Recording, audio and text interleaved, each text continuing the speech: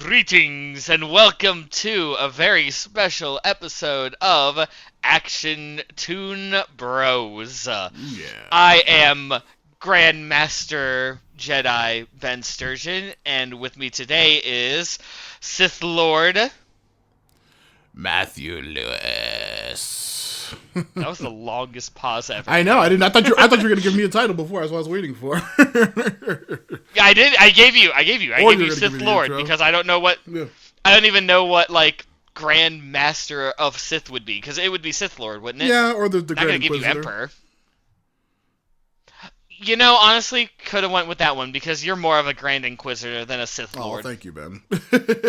And we're not even gonna discuss Dark Jedi. Yeah. Well, hey, yeah, they're pretty fantastic. In my opinion. So, True. No, you're right, but still, Yeah. I had to give you something good. Yep. But now we're back with So, Visions yeah. once again. Yes, we are. Season 3 this time, and yeah. Season 2 was really exciting. There was a whole lot of new concepts, new stories. However, I know in this season, yes, there are a lot of new stories. However, 3 of these episodes, not going to tell you until we get there, viewers, are actually sequels to episodes in Season 1, if I recall. Yeah. A couple of our favorites too. That's which is always fucking fun.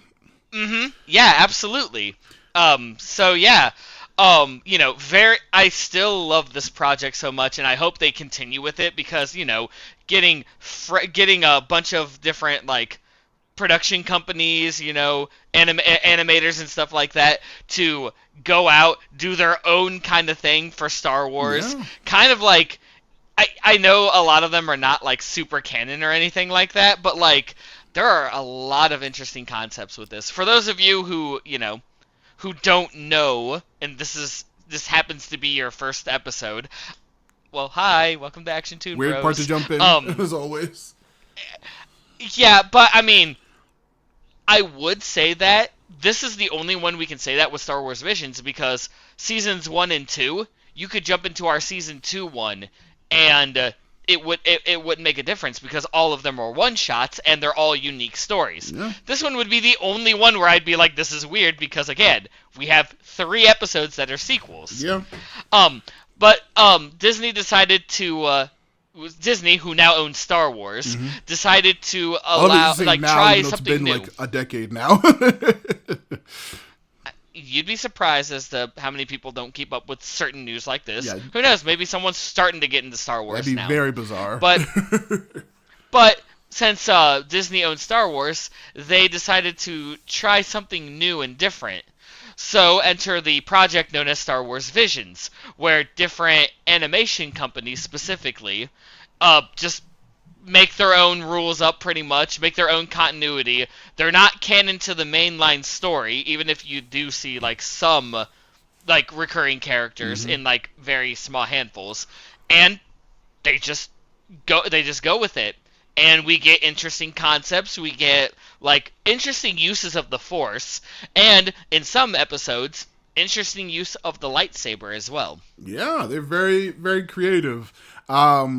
Yeah, the fact that they went back to the Japanese studios for the second season, I'm very curious if they do a fourth, if they're going to go back to the international thing or those same studios internationally that they did before.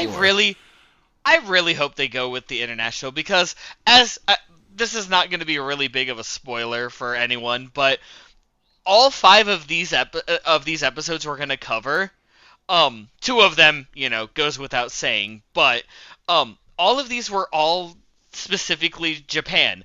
No disrespect to Japan and everything. A lot of these episodes are very interesting with their concepts and everything. I was just surprised that it was all Japan and not really much international. No, the first season was like that. Kind of the thing. first season was all Japanese, so.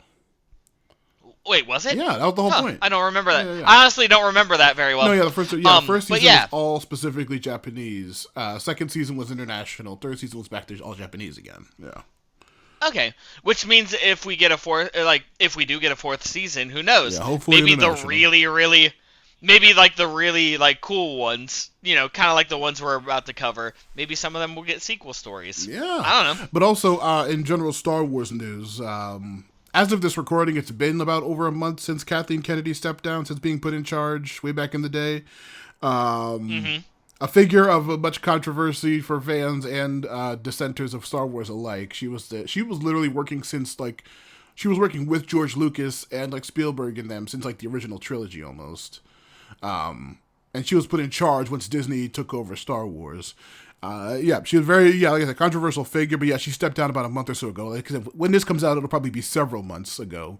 But then Dave Filoni is now in charge, who also, again, like every Star Wars figure, everything around Star Wars, very controversial person.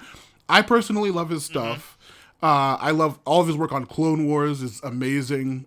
He's fucking been a Star Wars fan since forever. He's also another like prequel lover like me, or a prequel pseudo defender. But yeah, he's in charge now of Star Wars. He's been doing new projects. He's also into greenlit a bunch of the stuff that they've been working on so far. And I love the continuity that he has to the series, so I'm hoping he's doing well. In old news, Ben, a dumb argument we had all the way back in our Rise of Skywalker episode from like several years ago now. Which one are you going to bring up? Well, you can guess. Guess which one, because it's a very specific one. We've brought up multiple times before. Dude, how long ago was our Rise of Skywalker episode? Just tell me. Rise of Skywalker would have been, 6 years ago. Yeah, like I'm gonna remember an argument we had 6 years ago. Well, I mean, can you remember what planet they were on when they found the Death Star ruins? I don't know what planet they would be, because Endor is a forest moon. Yeah. So like you said in that episode, how can they be on where they're on the forest moon? So they were, and then I like a couple of episodes, maybe on our first Star Wars Visions episode or so, I mentioned that it's a different moon of the planet Endor, but it's not the forest moon of Endor, it's not the planet Endor, and like also we found out that like during that stupid little argument that apparently the planet is called Endor, the moon, that specific moon of the forest is called Endor, and the solar system is called Endor, and like the whole galaxy, it's like, it's very, very stupid. So what you're saying is we were all right, because it's the planet of Endor with a forest moon called Endor in the star system of Endor. So this is just planet Vegeta. Yeah. This is just Vegeta all over again. Yeah, the Vegeta system of the King Vegetas. No. I found out. Well, no. It was the planet Vegeta with the King of Vegeta with his son Prince Vegeta. It's like, wow. Yeah. So it's just one of those concepts. No. Like that, I found out recently that apparently the moon it was a different moon. The moon's called Keg-Bur, which is a weird, stupid thing. Just more things to be annoyed at Rise of Skywalker about. that nonsense bullshit. All right. So Endor is an actual planet. Yeah. The forest moon is called what? It's Endor. Also. It's also called Endor. Yeah. Okay, cool. So it is. It's just the planet of Endor with the forest moon of Endor in the Endor system. Yep. Wonderful. But that stupid bit with the giant half of the Death Star that they went on to its stupid knife day with the knife MacGuffin and shit. That was the moon Keg-Bur, apparently. I just found out recently. Keg-Bur? Keg-Bur. Very stupid. Rise of Skywalker sucks. Someday I'll talk more about it, but not this day. Other Star Wars stuff. I sent you the trailer for Mandalorian and Grogu. Yeah, the Mandalorian and Grogu, and the Mandalorian, and also the new Darth Maul series. The Maul Shadow Lord. Hell yeah! Did you get a chance to watch them? I have not watched the trailers yet. Probably after this recording, I will. Now here's my question though. Yeah. Obviously, Mandalorian and Grogu, that's going to be live action because it's the Mandalorian and Grogu. Is the Star Wars Maul one, is that one going to be CG? Yeah, it's animated in the same style as the Tales of and Clone Wars. Yeah. Okay, good. Because honestly, I like that. I like that animation. So yeah, it's fun. Okay, cool. But also excellent. Yeah, there's a bit from probably now well over 20 years ago. Do you know who Darth Talon is? Give me a refresher course on that one, because the name sounds familiar. Darth Talon is the Twi'lek Sith, or Dark Jedi, I guess technically, who has the red and black tattoos. You said Talon. Yeah, sorry, yeah. First time you said. Yeah, that's the female Twi'lek, right? The red and black one. Yeah. Yeah. Okay. I know who Talon is. Yeah, a pretty obscure for anyone not super in the fandom character from the comics that take place like 150 years after the original trilogy. The comic series from the 90s and the aughts. The character was obviously really, really super popular with, horny nerds in the aughts and stuff like that. And she had a lot of merchandise, a lot of toys and figures and stuff. Apparently, sometime during the filming of either the Attack of the Clones or Revenge of the Sith, like George Lucas was looking at like different action figures that like the people were displaying for him to sell and stuff, and he saw a model of Darth Talon. He apparently whoa, he's like so surprised and loved her design, but he like picked her up and put her next to a statue of Darth Maul and said like, look, they're friends. Oh my god. Yeah, and then look, they're like, George, these characters have existed like hundreds of years apart. There's no way they could ever interact, and he's just like, no, they're friends. Write it in somehow. And that was like a joke in the community for like years and years and years. That these characters could never really interact because they're so far apart and didn't make any damn sense. But oh my god, currently, if you watch but like I said, that was a meme and a thing that people talked about for a long time. Apparently, there is a young reddish pink Twi'lek female Jedi who is apparently apprenticing to Darth Maul in that Shadow Lord's trailer. And the current running fan theory is that she is going to be Darth Talon. Dude, no. Yeah, Darth Talon's awesome. Darth Talon rules. No. That's not what I'm saying. That's not what I'm saying. I'm not saying anything negative about Talon herself. She was very strong. She was very formidable.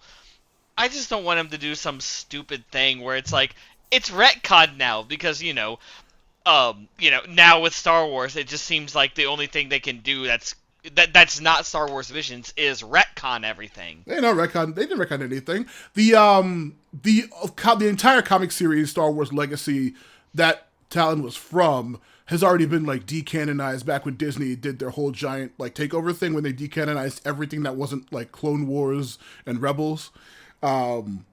So yeah, that's where all the weird shit. But then since then, they've been bringing stuff back like Revan from the Old Republic and alluding to stuff like the Yuzong Vong from Legacies and future Star Wars shit. So if they did in any capacity bring back, also there's like a tons of obscure characters and weird like esoteric ass monsters and like force abilities and shit that they always bring from the old canon just because they there's still a lot of cool shit in there along with a lot of terrible dumb shit.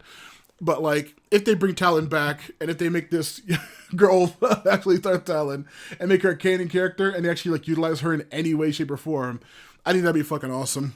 That'd be so fucking funny. We will see. Yeah. Because, yeah, I don't know, man. That sounds highly far-fetched. Well, we'll see when the Darth Maul Shadow Lords comes out, and of course, me being a Star Wars psycho, we inevitably will cover it on this show someday. Actually, I don't know if it's a show or a movie. Oh. I think it's a show, but we'll see. Yeah, we'll find out, won't we? Either way, yeah, you can expect it to be covered because it's not like we're both Star Wars fans. I'm a fan. Matt is beyond a fan. Yeah. He's like the plus ultra fan. Yeah, hell yeah. I was gonna say also, obviously, this whole concept of this series is that it's an anime as shit. Have you checked out any new anime or anything recently? Not really, no. Not new anime. Okay. I saw a couple of weeks back the Jujutsu Kaisen movie, which was pretty much the end of season 2 and the first couple episodes of season 3, which are airing now, I believe. Yeah, the movie was basically like 4 episodes of the show, like the last 4 episodes during the big giant climax fight of the last season, and then the first 2 episodes introducing this new season. I don't know if you've seen all the crazy online images of the most recent episode, or the like previous episode. That was like a huge Kill Bill reference, like with the incredibly amazing like action and a really fun story. Very fun show that I think doesn't get good until far into the following seasons. I think the first seasons are very mid to uninteresting. And then, like, now it's getting good, which is always an unfortunate way to, like, try to pitch something to somebody. Lovely. Yeah. But yeah, also beyond that, I got a J.O. Overlord, my favorite show of all time, whenever I get a chance as well. Because Overlord fucking rules. Oh. Overlord, you said? Yeah. See, that one's one of the ones I actually liked. Like, I read all of the manga that they had because after the manga they were like, "Hey, so read our books. Hell yeah. We're done with the manga." And then I watched I think it was like up to season 3 cuz I think they have 4 seasons of Overlord, right? There's 4 seasons and there's a movie right currently. Yeah, I've only went up to 3. I will have to start rewatching Overlord, but like Hey, I literally read the do, books. I love it so much. Read the books. There's 17 of them. I 16, do 16. I I do like I do like its concept, and I do like, I mean, yes, it's an isekai, Yeah. but every genre there has to be at least one or a few that we like. So, but yeah, it is an isekai, but like I liked the concept. I like the being stuck in an MMO world, but it's like not an MMO world anymore kind of Yeah, thing. it's like a whole third world that he's trapped in, but the MMO stuff carried over. It's very fun. Yeah, just and I just like, instead of being like, "Hey, we're gonna be good guys," and like, and like live off the land and learn how to coexist with it, like in Log Horizon, which another good anime, mind you, not a new one, but a good one. But they're like, "Huh, you know what? Fuck it, we're gonna be bad guys. We're gonna take over the world." Oh yeah, that's fucking great. I love Overlord. It is. I do like Overlord. That one was a good one. Yeah. But speaking of anime, Mm-hmm. we might as well get ourselves started because we've got a doozy to get through. Oh yeah, we have a long ass amount of episodes, so might as well get to them now. Oh yeah, we do. So we are gonna start off with Star Wars Visions, Season 3, Episode 1, The Duel. Payback. Done by Kamikaze Doga once again. Yep. So, we start off this episode with what seems to be a flashback in the perspective of a Jedi. And we see a Sith walk up as he's on the ground and just slashes. And as the slash happens, this weird basket-headed guy in a starship he wakes up. And all like, over the overcomes. Like the SpongeBob meme. Yeah, he screams about his legs apparently. But we hear like over the comps, we hear a voice saying, "Sir, we Grandmaster. found him. Grandmaster. We found him. He is located on Olcats." Mm-hmm. And this Grandmaster guy's just like, "Very good. We'll be landing shortly."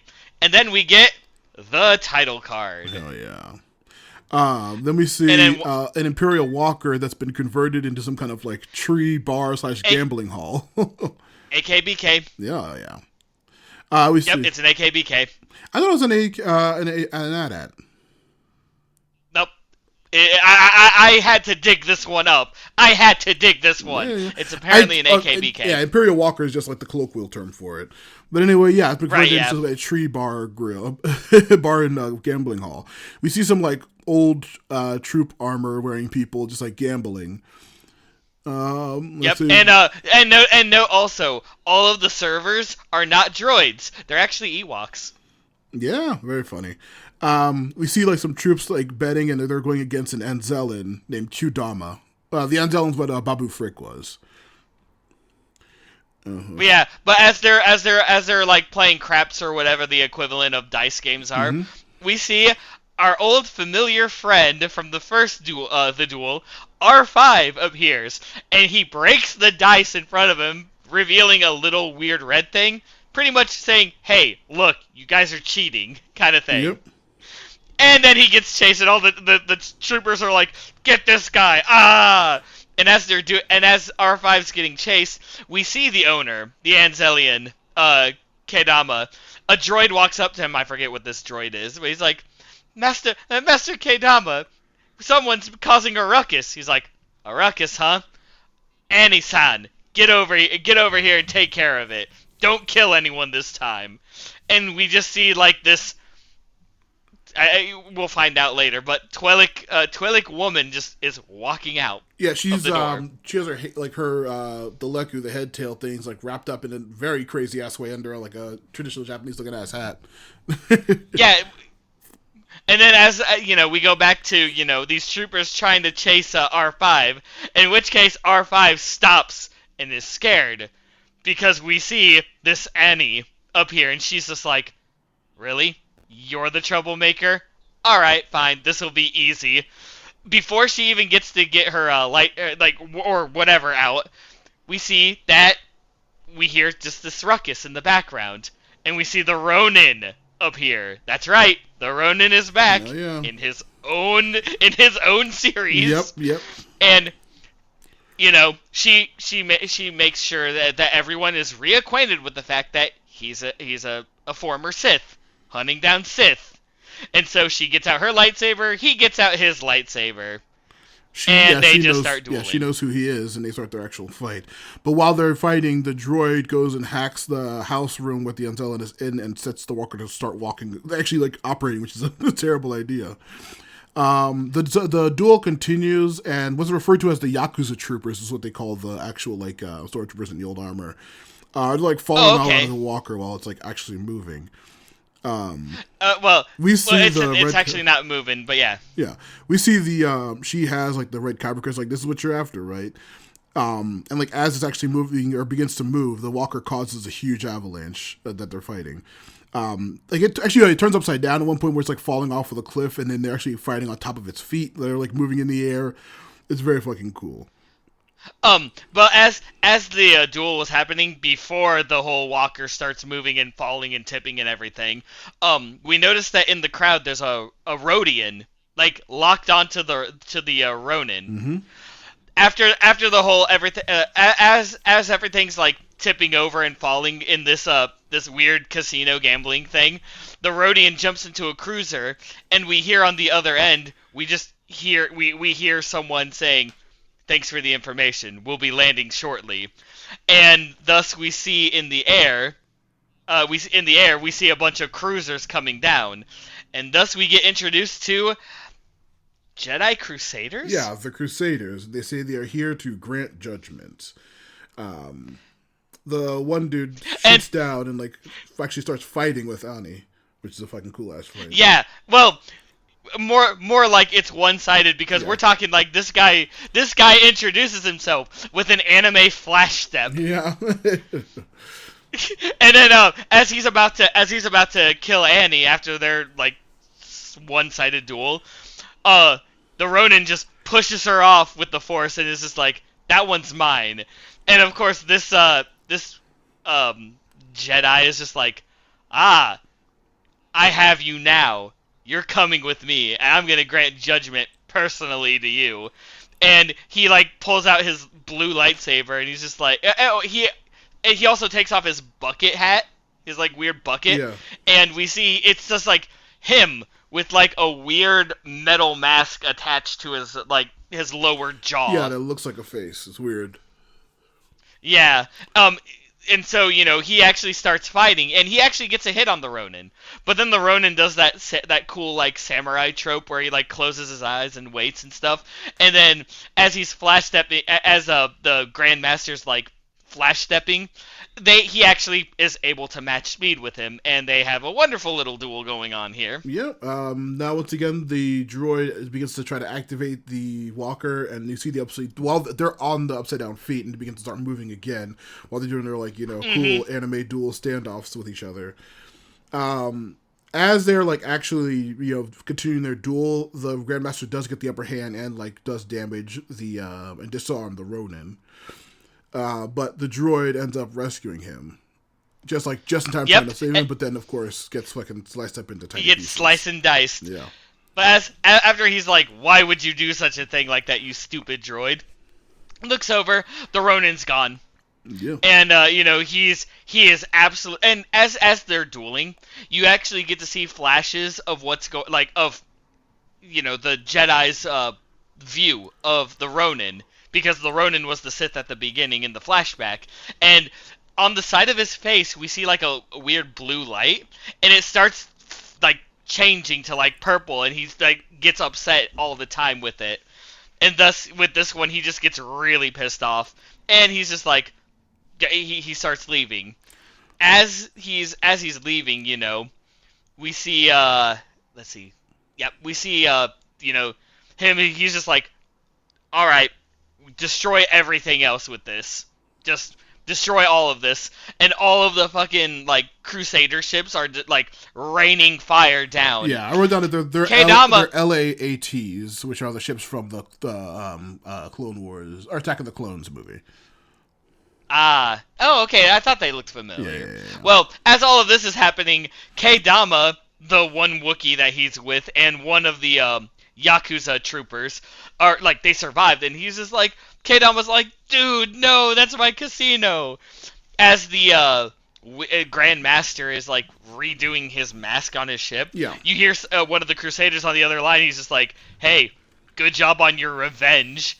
And of course the Jedi's like, Jedi don't take revenge, but they could be alive. Put this planet on lockdown, and we're gonna look for them. Hell yeah. And in the snow, as it's all quiet after the rain of fire, we see uprooting themselves from the snow all those Ewoks. Yep. And as the Ewoks are like walking, they see the diced up R5, and they actually walk over, and they also see the Ronin and Annie. And they carry each of the droid parts, right? But in order to carry the people, they do it the old-fashioned way, tying them up like they're about to cook them, Yeah. like in Return of the Jedi. Yeah. I thought that was hilarious. I'm like, oh, they just do that with everyone. Yep. Got it. Very, very fucking funny. The Ronin wakes up in a hot spring, along with, he sees Annie is also there. They talk about the Grand Master still being on the planet, while they kind of just commiserate and deal with, like, just trying to recover from their injuries. He also learns that R5 is being repaired, which he's, very, very happy about. But then he says, okay, so we're going to need to take down the Grand Master, so they actually form a temporary truce. And he says, well, obviously he's after you, so you can be the bait. Yep. And then we see the Ronin, like, as they're talking, we see, like, the Ronin being led by Ewoks to where Kedama is. And Kedama's like, oh, cool, it's the guy who got my casino destroyed. Cool, you can work for me now.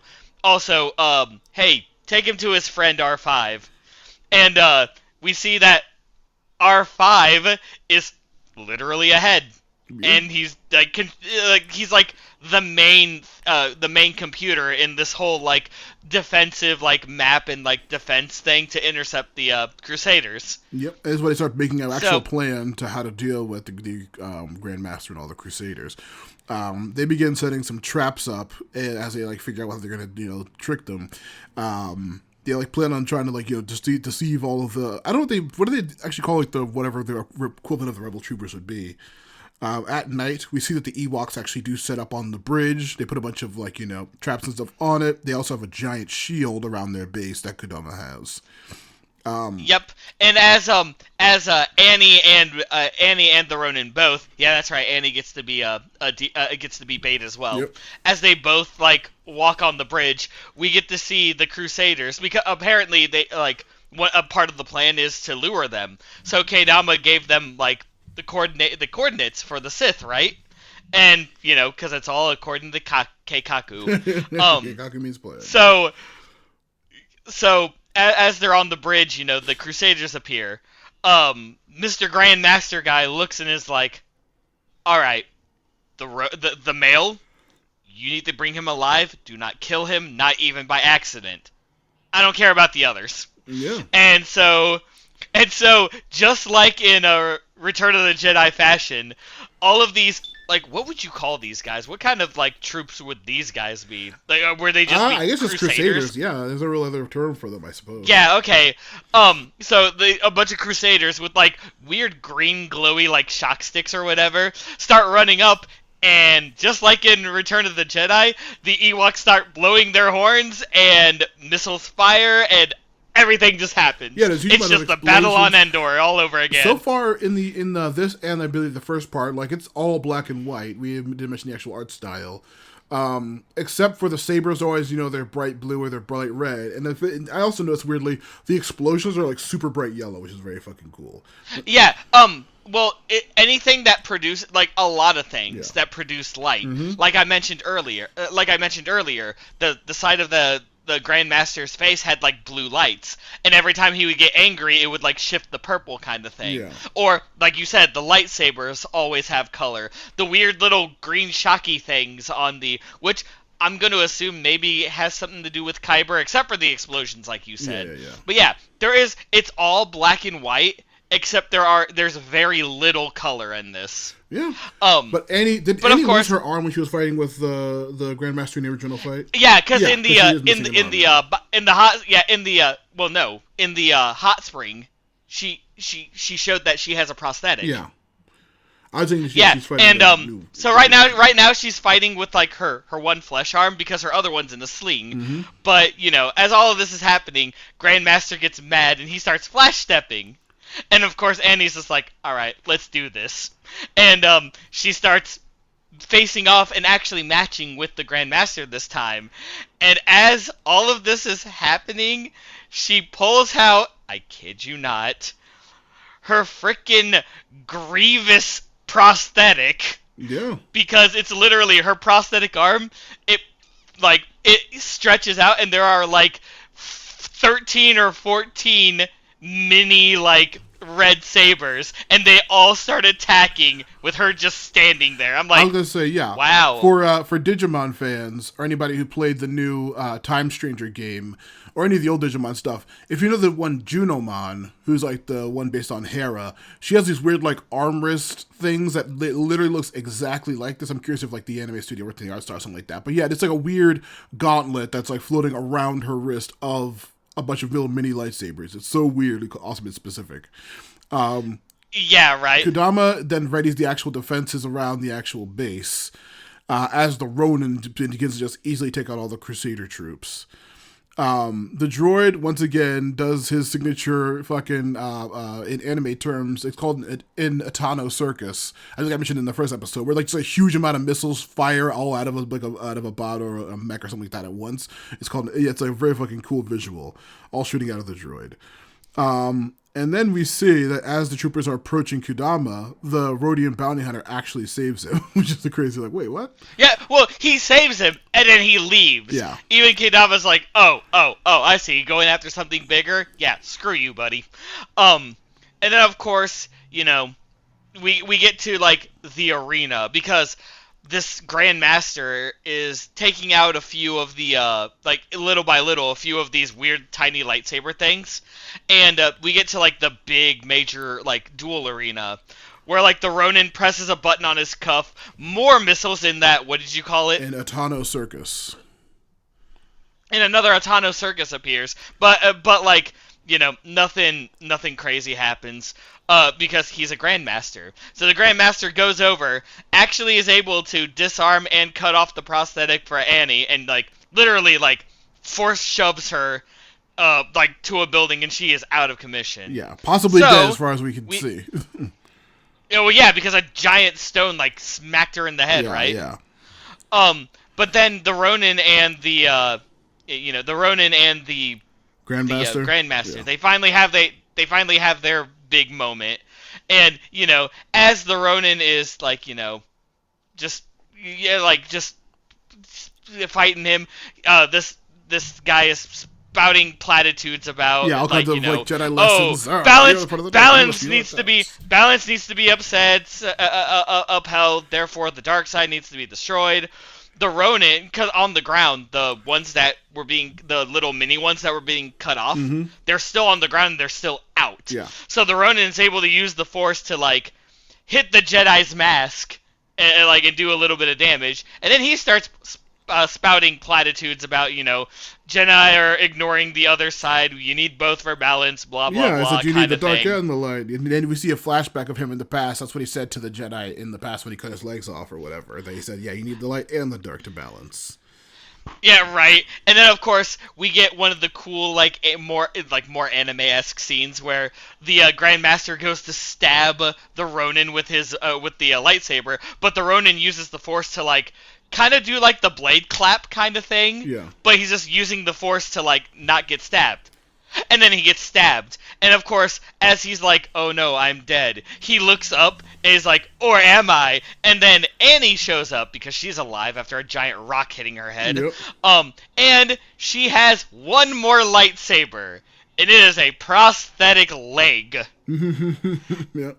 And she stabs the Grandmaster in the head, mind you. Yeah.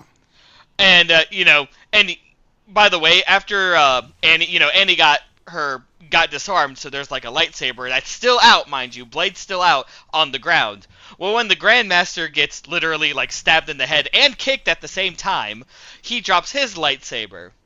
So as that's happening, the Jedi apparently is pseudo blind. He can't see colors at least or something like that, because he's like walking or like feeling around. He's like, where's my lightsaber? Where's my lightsaber? And unknown to him, but known to us, he grabs the red one. He's like, I'm a Jedi! Yep. And they do like the last like clash, but the Ronin like wins, obviously. And then the Ronin, this is like the only direct quote I put on my notes. No. Just, you're no longer a Jedi. You're not even a man. You're just a machine. And you can see like the Grandmaster's hair is gone, and you see like just constant machinery, and he's like kind of twitching, like kind of like glitching out pretty much. And we go immediate. That whole fight is done. The Ronin wins, and the immediately next scene is cut straight from Return of the Jedi, with the Ewoks like blowing their horns, the sun comes up kind of thing. Yeah, no, they don't sing Yub Nub. They do play the drums, however. Yeah. But everyone's happy. The Ewoks are like, woo, yeah, playing the drums, and Kedama and everyone's just like, yeah, everything worked out perfectly. The Ronin has R5 perfectly fixed on his back and everything like that. And as the Ronin's going down, Kedama's like, hey, it ain't much, but this small ship, we overclocked the engine, so you should be able to like scoot on out of here. And he's just like, wow, that's very kind of you. I didn't see what the Rodian had. Just, like, leave. Yeah, but apparently the Rodian is like, hey, really? You're just gonna take that thing? We got this guy over here, and the Rodian's like, dude, this is worth more than than him. Yeah. So and it's also dead or alive, so I'm taking this thing too. So it's like, all right, and Annie's just like, Annie's there because she's still alive, and the Ronin looks and is like, hey, I need my Kyber crystals back. She's like, aw, let me keep them, please. And he's like, dude, our truce is over. And then they have a duel, but you can see like they're both having a good time. They're like friends-ish. Like they're not actually like fighting each other to kill each other. They're supposed to be kind of like happy, but like playfully fighting. Yeah, and that is where the episode ends. And yep, that's where it ends. So woo, yeah. Glad to be back in the land of the duel. Yep. So Matt. Mm-hmm. What were your thoughts on this? Because there is a lot going on. Actually, no, this was the question of the day for this episode, right? What? Explain to me the Crusaders, because I've never heard, even in like the offhand stuff, like, there's the Inquisitors, which are getting more light now from the Sith side, right? Yeah. What about Jedi Crusaders? What can you tell us about them? I mean, this is a whole, like... It's a completely original concept from this thing, but I assume this is just like, this is not like an old canon idea in the slightest. I think it's just like an idea that this is what would happen when the Jedi were back in power and they needed somebody to hunt out, like the opposite of what the Inquisitors were doing during the original or during the. Oh, so a Jedi version of Inquisitors. Yeah, that's what I assume that they are. Yeah. Okay, I for some reason I thought that Crusaders was like a thing. No. That's why I asked you about it. But yeah, it's an original concept for this completely. Yeah. Okay, so it is original and stuff like that. But yeah, just So, here's another question though for you. As a continuation of the duel, how did it hold up in your opinion? I would say The original Duel was so fun, and the when you first see the like evil Yakuza troopers and the female Sith, like, trying to challenge him, calling him a Jedi, and then he pulls out a saber and it's red. It's so like, whoa, what the fuck? It's so mind-blowingly fun. And also the subversion with the Twilight in this one with Ani is very fucking cool. I don't know, because I was kind of like on the fence originally. I was like, man, that wasn't as good as the original Duel. But like now, rethinking about it and going back into all these stuff that happens in it, the stuff with the Crusaders and everything, and their like weird corruption. But at the same time, he is a Sith. He's done evil, and he's working with like a Yakuza troopers and shit. So it's like, and these are the people who he was fighting and killing to protect that village last time, just to get at that other Sith. So I think that it's a very, very cool setup of the world. I think it's a very interesting continuation of that world. We actually get to see what the light side is doing at this time, which is with the Crusades, which is crazy sounding. I think I like it, and honestly, I'll probably say, like I said, originally, I don't think I liked it as much as the original Duel, but I'll say that now, thinking about it, going over it, all the events and everything, I think I like it more than the original now. Yeah. Honestly, as a continuation to the story, I kind of like it because, yeah, the first one was more of an introduction to like the main protagonist and everything like that, and this one kind of picks up well. Like it is its own story, but now we're actually fleshing out potential more characters, and it does have the potential to becoming its own series. Yeah. As for the studio, Kamikaze Doga, I know that they did some like JoJo stuff, like probably mostly the intros that use actually 3D animation, since that's what this whole style was. And also I know that they were done the Ninja Batman series, which is a fun looking thing. I think looks fantastic. Wait, the one that did Ninja Batman, is that also the one that did the Aztec Batman? I believe they're working on that too. Yeah. Not 100%. Working on that? That one's already out. No, is it they worked? Is it out? Well, then they probably worked on it then. I wouldn't. Yeah, be surprised. Aztec. Yeah, but either way, okay. So honestly, when you said the openings for JoJo's, I actually could see it, especially the one where I ended part 3. Yeah. Yeah, I could actually see that, and knowing that they worked on Samurai Batman, Aztec Batman. I mean, I'm still not going to watch those movies because those are silly concepts. I have no interest in them, but whatever. They can exist. It's fine. But it is cool. It is cool to know that they actually have a few more things out there. Yeah, they've done beautiful animation style. It's also another studio that worked with them, Anima Studio, which is a Mexican studio, apparently, that works a lot with Western shows and like WB shows and Hanna-Barbera stuff. Yeah, Anima's another one that worked with them. Interesting. Yeah, fun episode. Have you engaged in any like old samurai media recently? Recently no, but I'm not gonna lie. I don't know. This is a weird stretch. Like it's not really a good correlation in my opinion. But like, what I'm getting vibes of with the droid and with the Ronin, I'm getting like Yojimbo and Wolf and Child vibes. Yeah, Lone Wolf and Child. I was saying, Yeah, thank you, Lone Wolf and Child. Yeah. Speaking of Yojimbo, have you ever seen Yojimbo? The original black and white movie. Yeah. By I think it was Akira Kurosawa. Yeah, it's a Kurosawa joint. Yeah, I've seen the original one. That was one of the ones in high school that I was able to borrow from the library from my library at the time, and I liked it. Yeah, it's very, very fun. I will say just 2 random bits. I follow a bunch of different movie podcasts. There was a 90s movie called Fresh, about like a little kid who was like, dealing with drug dealers and stuff like that. But like, it was like a weird retelling of Yojimbo as like this like young kid. And it's like people kept referencing Young Jimbo. And the other thing is the James Bond movie License to Kill. Both of these things were covered by a podcast I was listening to called Action Boys.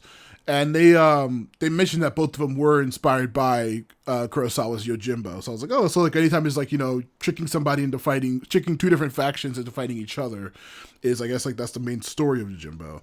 And that made me really interested to see because I've never seen it before, but I was just very curious in the story. And like, also, same thing like with the Seventh Samurai. So Kurosawa stuff is so like ubiquitous, especially in Star Wars, because literally all this stuff is the inspiration for George Lucas. It's so fucking fun to see that kind of stuff. I know Ghost of Yote is on my playlist, but I also had Assassin's Creed Shadows, which I really, really fucking enjoyed. It's a very, very fun samurai revenge movie or game. Yeah. But still, like, yeah, just man, Thanks, Matt. Now I need to go back and watch like the good old movies like that. Yeah, right. There's 1,000 good new movies. No, like legit. It's been a while, but like seriously, the two you just listed, those were actually like two of my favorite ones. Actually, Yeah.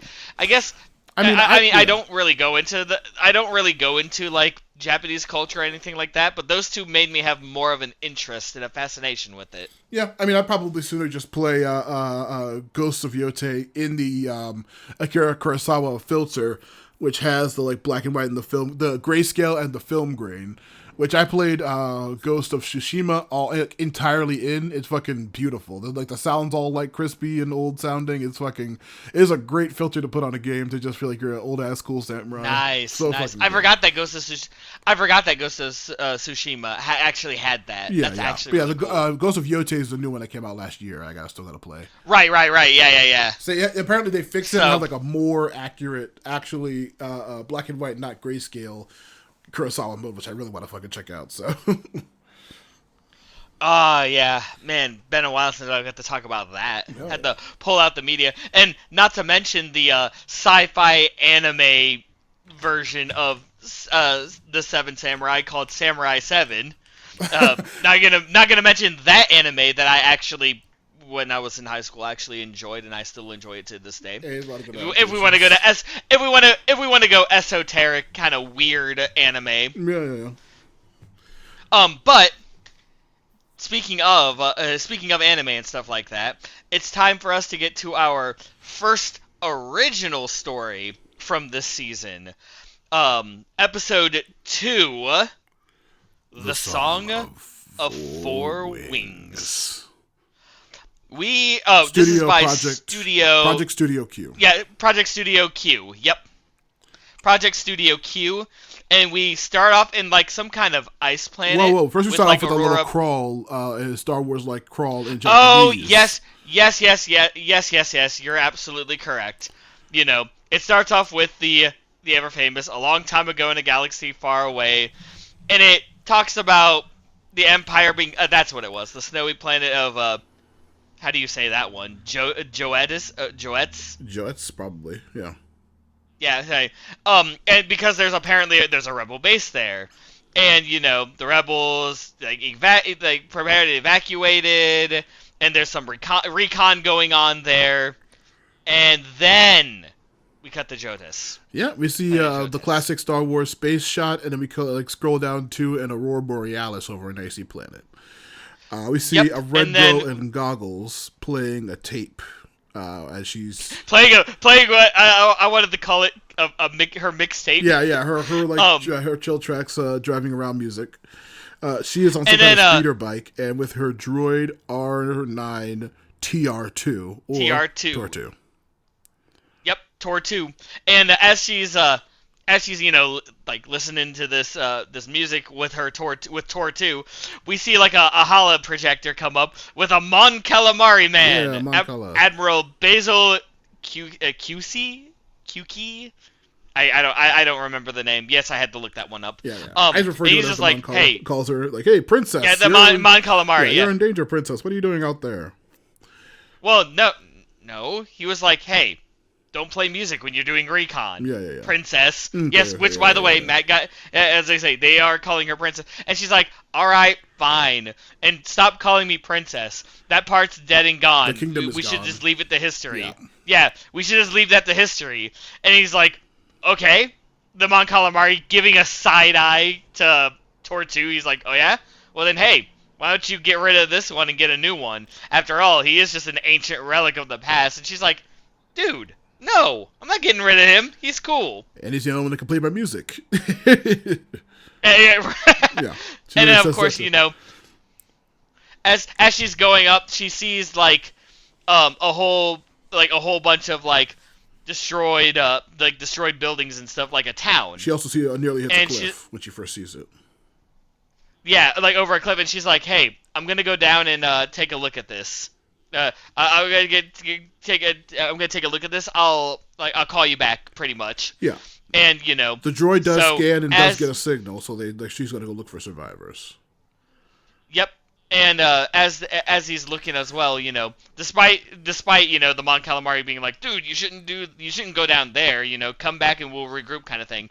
She goes down and she's looking at all the destruction and everything like that. And I believe this is when we get like a flashback. Yeah, she has a flashback of to, her home city being destroyed by the Empire. Right. Yeah.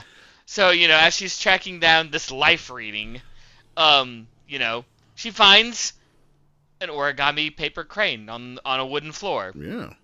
And when she looks there, she finds also that there's a little trap door. And she opens up the trap door, and she and Tortu find what is this? What is this alien creature? I had looked up and it said a Gagoran. A Gagoran child. Yeah. Yep. And around him is like lots of little origami cranes, and the lady who's the girl whose name is Princess Crane. No, it's like, Korane. Is it Karane? It's spelled crane. Yeah, and literally My bad. spelled crane. Oops. She found a crane, but she says, my name is Kurane. So, yeah. My bad. Just my a bad. a she's katakana like, pronunciation of crane. Or hiragana, whatever the American words are. Yeah. But she's trying to... Oh, no, Gagoran, I think, is the name of the specific...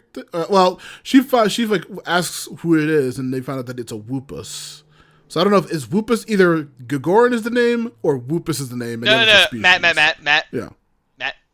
Gagoran is the race. Yeah. Because when she was trying to get him to introduce himself, the child introduces himself as Woopus. Okay, yeah. Yeah, Woopus is what this child's name is. And by the way, tiny little rabbit-looking thing with the cutest fucking voice ever. This is one of those things where if you saw Woopus, you would want to... if anything bad happened to Woopus, you would kill everyone in the room and then yourself to protect Woopus. Yeah, it looks exactly like a Poro from League. Or 2XKO, if you know that series, yeah. Little fuzzy white ball of little cuteness. We're just gonna go with that because I have no idea those words you just said. Yeah. The droid then warns her that it's sensing some enemies approaching, as we see some stormtroopers beginning to come towards the ruins. We're in the snow, get it right. Ruins. They're not stormtroopers, they're snow Oh, troopers. yeah, actually, I can't remember. Are they wearing actual, snow outfits? Yeah, they're actually wearing the snow outfits. Alright, good. Yeah, I love those things. Yeah, right? Those are one of the cooler ones. Well, anyway, so yeah, there are some troopers on patrol, and there's it's funny because she's got her gun. Karane has her gun, and she's exchanging fire with them, and Woopus is doing everything he can to distract them by throwing snowballs at them from a roof. Yep, very helpful. They hop on her bike and they begin to speed off when they finally manage to stop the snowtroopers for a bit. As they're just cruising across the ice, they see a mining transport in their path and with a shit ton of troopers on it. They have a binocular or something like that where they're able to hear what they're actually searching for, which is coaxium. Yep, they're looking for coaxium veins, and apparently this big mining vehicle is mining this coaxium. Yeah. And of course, she contacts the admiral and is just like, "Hey, I found this thing. I found this mining vehicle.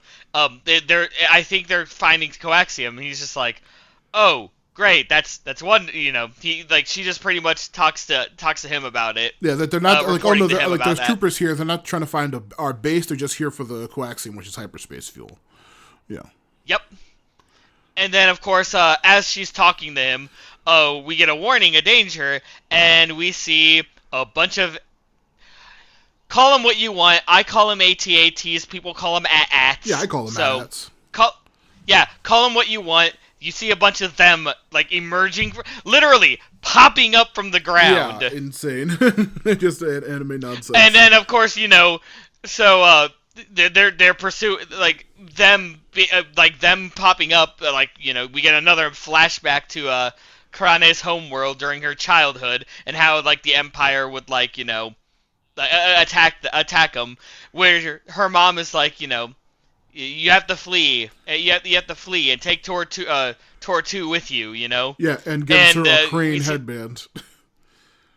Yep, and we see like X-wings in the flashback, just like with the same with the same logo as her hairband or her headband. Cuts back to her where she. Sorry, words and stuff. She's talking to Whoopus about, Whoopus, I believe that we're here for a reason. We're here to take them out. As they toss some thermal detonators at the feet of the AT-ATs to, like, try to fuck them up and make them fall. But as soon as they're, like, they take one out, another one just pops right back up, and they're just, it sprouts actually a bunch of fucking guns, like a fucking, what's it called, like a fucking Studio Trigger anime. A bunch of guns start firing all over the place at the two of them while they're like on the little cruiser.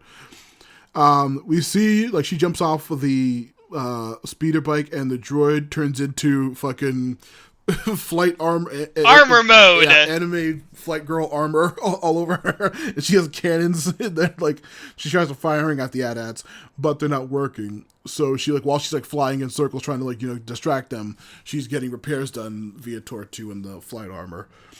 Once again, they finally get. I can't believe it because it's funny because he even looks like a little X-wing fighter and everything. It's so adorable. Yeah, literally fucking flight girl anime, like battleship anime shit. It's so funny. It's so anime. It's not even funny.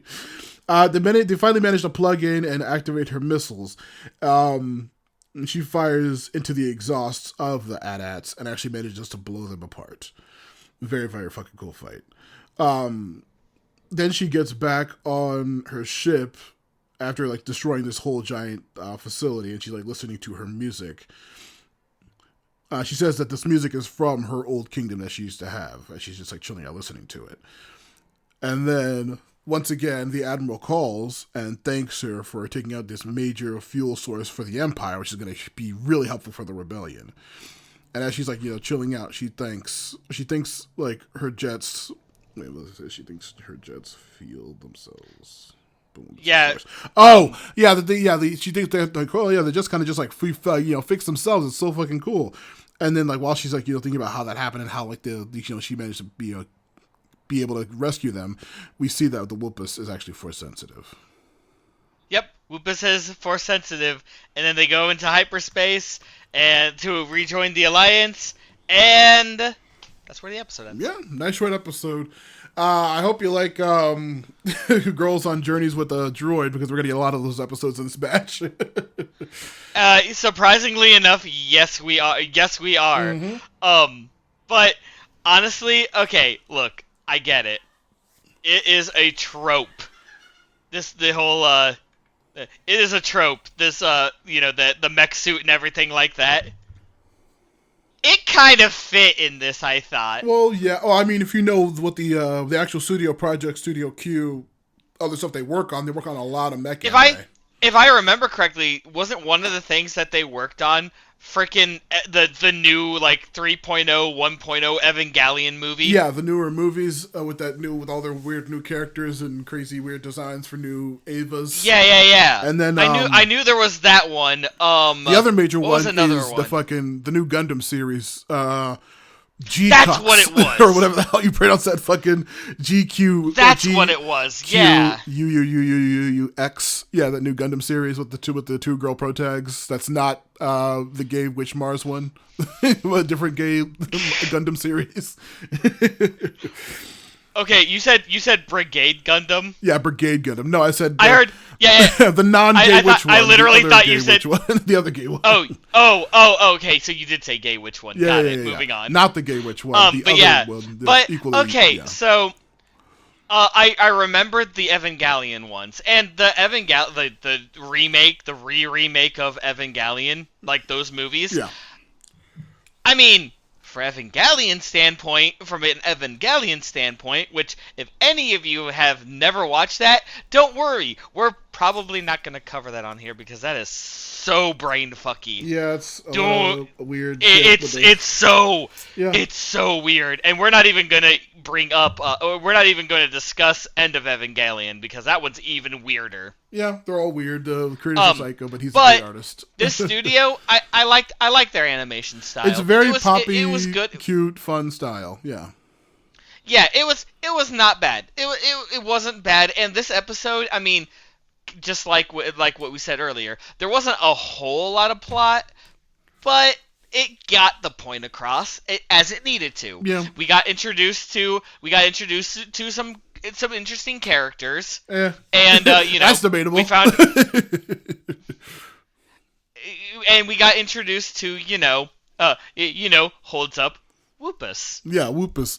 Now here's the thing. I am expecting from the studio and from Disney and for when they sell merch of season 3, I better see a plush of that thing. Yeah. Yeah, or statues of Kurane's weird fucking X-wing fighter girl armor. Oh yeah, we know that's gonna happen. Yeah, but I don't think they do make too much merch of the Visions stuff since it's not canon. They really should be marketing this weird shit to all the weebs and stuff. It'd probably make a lot of money with all the statues they could produce. Yeah, no, like legit, I agree with you. You know, another weird aspect of this, the weird music that she was listening to from her home planet. I did not like that. It was very bizarre. Like the music was. I like aughts techno shit, like fucking Darude Sandstorm. Give me some of that any day of the week. The fucking weird Matt, Skrillex stuff. Yeah. How does Darude Sandstorm go again? Okay.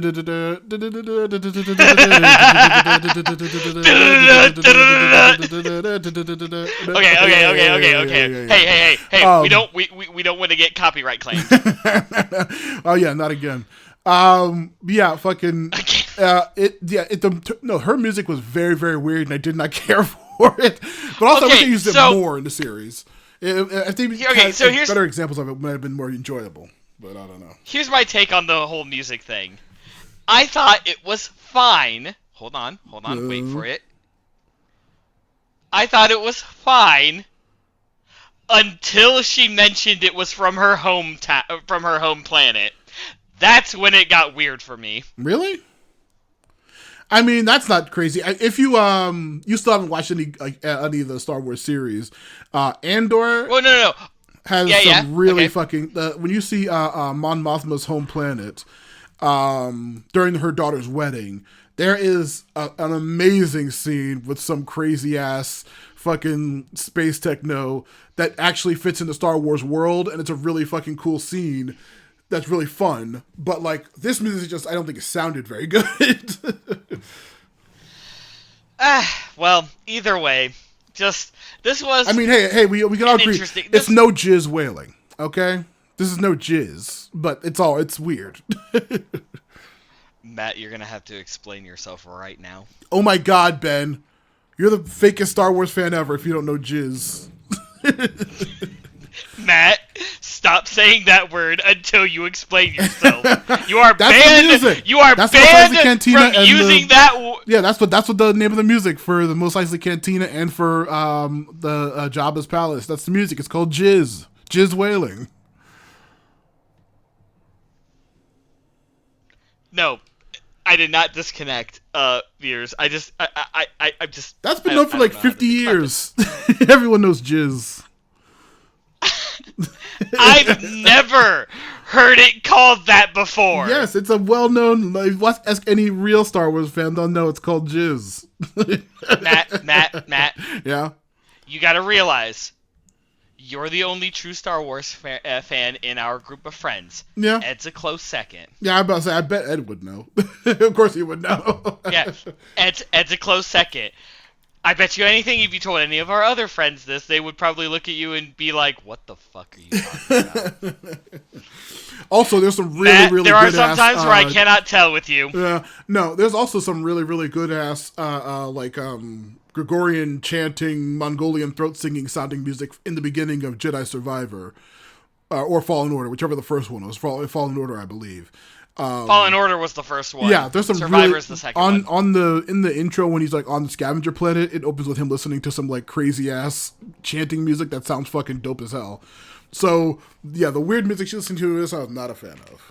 Compared to the other music we've seen, the diegetic in-universe music we've seen in Star Wars. Even in Solo, the like bright poppy version of the Imperial March playing over the recruiting station is very funny. That's crazy. But yeah, so honestly, not really much else to say about this episode. Legit, not really. Yeah. But no, there is another thing. There is another thing because we do this after every episode, right? Yeah. So this one, the one we just got done with, right? Mm-hmm. Should it stay a one-off, or do you think it could actually go on to an actual like series? I mean, I would say leave it a one-off because I don't think there's much you can do unless she fights another fucking battleship anime flight girl who's like a Sith and has like red lightsabers or something, or who's a TIE fighter, I guess. A girl with TIE fighter armor. But that'd be the only way this could go anywhere.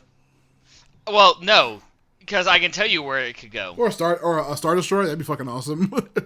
No, Matt. Yeah. First off, chill.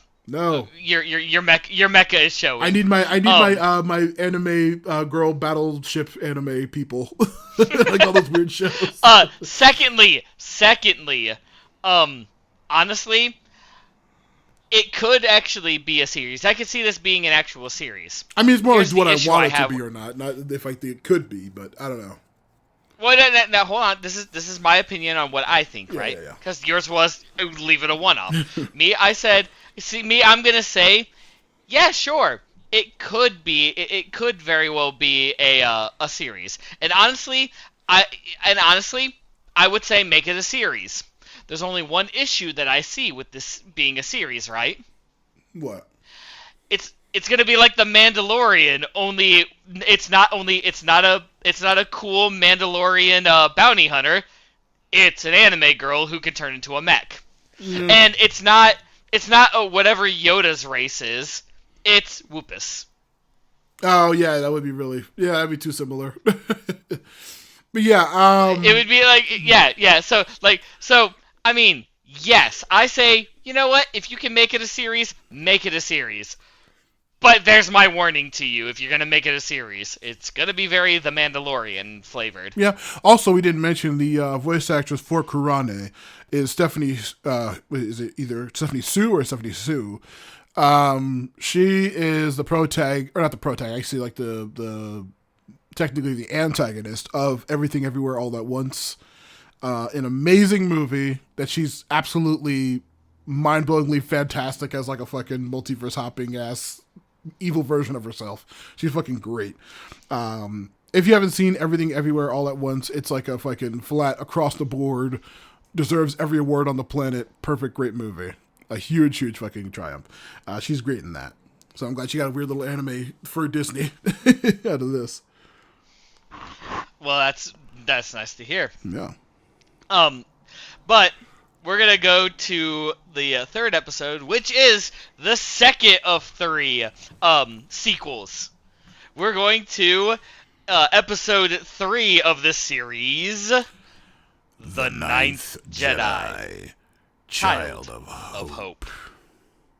Yep, that's right. The Ninth Jedi is the second one that gets a sequel. Yeah. Studio Production IG. Yep. Oh, thank you. Yes, Production IG. We start off with Lakara and Ethan's Jedi starship being pursued by a larger Jedi hunter ship, piloted by. How would you describe this person? With the 2 bounty hunter people? Yeah. I mean, they're like a couple of masked weirdos that have really cool outfits. I was gonna say that it's on the opening star, like the space fight. The ship that they're in looks like one of the Enterprise ships from Star Trek. It's very weird. I was just like, what? That looks like a Star Trek ship. Is so. It really does. It really does kind of look like one. I'm not gonna lie. Yeah, we see it's Anda and Unta are the two people. And we see that they have all their troops have like masks on, and then along with them, they're very cool, weirdly designed.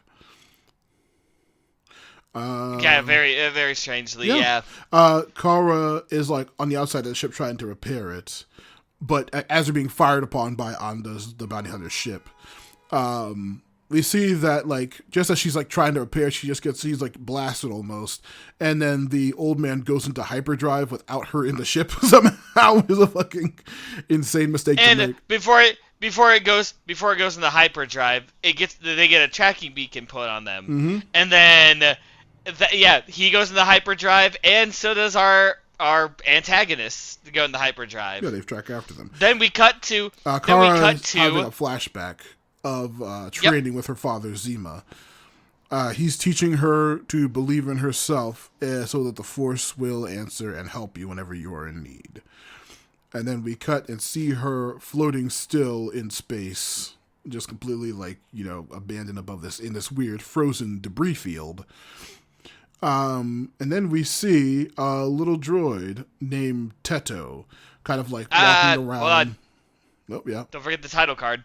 Oh, title card first. Yeah, Child of Hope. Yep, and then we see just on this weird I don't know, it's like I couldn't tell debris if she was ship. in a field or if she was on a planet, because it was very bizarrely shown. Yeah.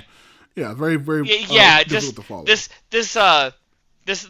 little service droid named Teto with really big eyes. But just Teto finds Kara's ship in the asteroid field, you finds her, not the ship, because there's no ship to find. Right, yeah, sorry. I forgot that, this weird decrepit ship, there's a lot going on here. There's a ship, there's a debris field, but it was like an asteroid field originally. It also looks like Teto's on a planet. It's fucking very confusingly shot. Yeah, but, it just, Teto finds Kara, takes her onto this abandoned ship, whatever. Kara wakes up and panics as Teto's like, "Hi there, I'm here, and I mean you no harm." But she panics and flees a little bit. Kicks him and tries to start running, but then suddenly the ship's defenses begin to fire upon her, at which point she pulls out her lightsaber and deflects the blasts. As she does this, the droid is like, "Whoa!" He goes up to her and apologizes and bows and asks if she will help his master. Yep. You're a Jedi, aren't you? Please, you must help my master, kind of thing. Yeah. We learned that they crashed hundreds of years ago, and that the master has been sleeping in a Bacta tank. They have been fighting off bandits attempting to either find the master or raid their remains or their ship over the years, and the ship's defenses have been the only defense against them. But now all the other droids are gone, all the defenses are almost down, and Teto is the only one remaining. Yep. And of course, Kara takes a little bit of pity and is like, "All right, fine, I'll help you out," kind of thing. Yeah, he says that he can't get to his master because a large piece of debris has been blocking it. When Kara's like, okay. Large piece of stone and everything. But we cut back to the ship, the Jedi ship, where we see 4 Nines is fixing it. It is fixing it up. We also see Ethan's like, he's hey, also destroying the tracking device. Yeah. Yep. And as that, we see the other Jedi, Homan and Margrave, Juro. Yep. And they're like, "Hey, where's Kara?" And he's just like, "Wait a minute, Kara's not here," kind of thing. Yeah, they just not realize now that she's not there. They're like, "Oh no, we gotta go find her." Ethan's concerned, but the old master's like, "Don't worry, she's very, very tough. If we get back to where she was, we should be able to find her. There's no way she would fall to the dark side. She's very, very, she's a strong-willed person."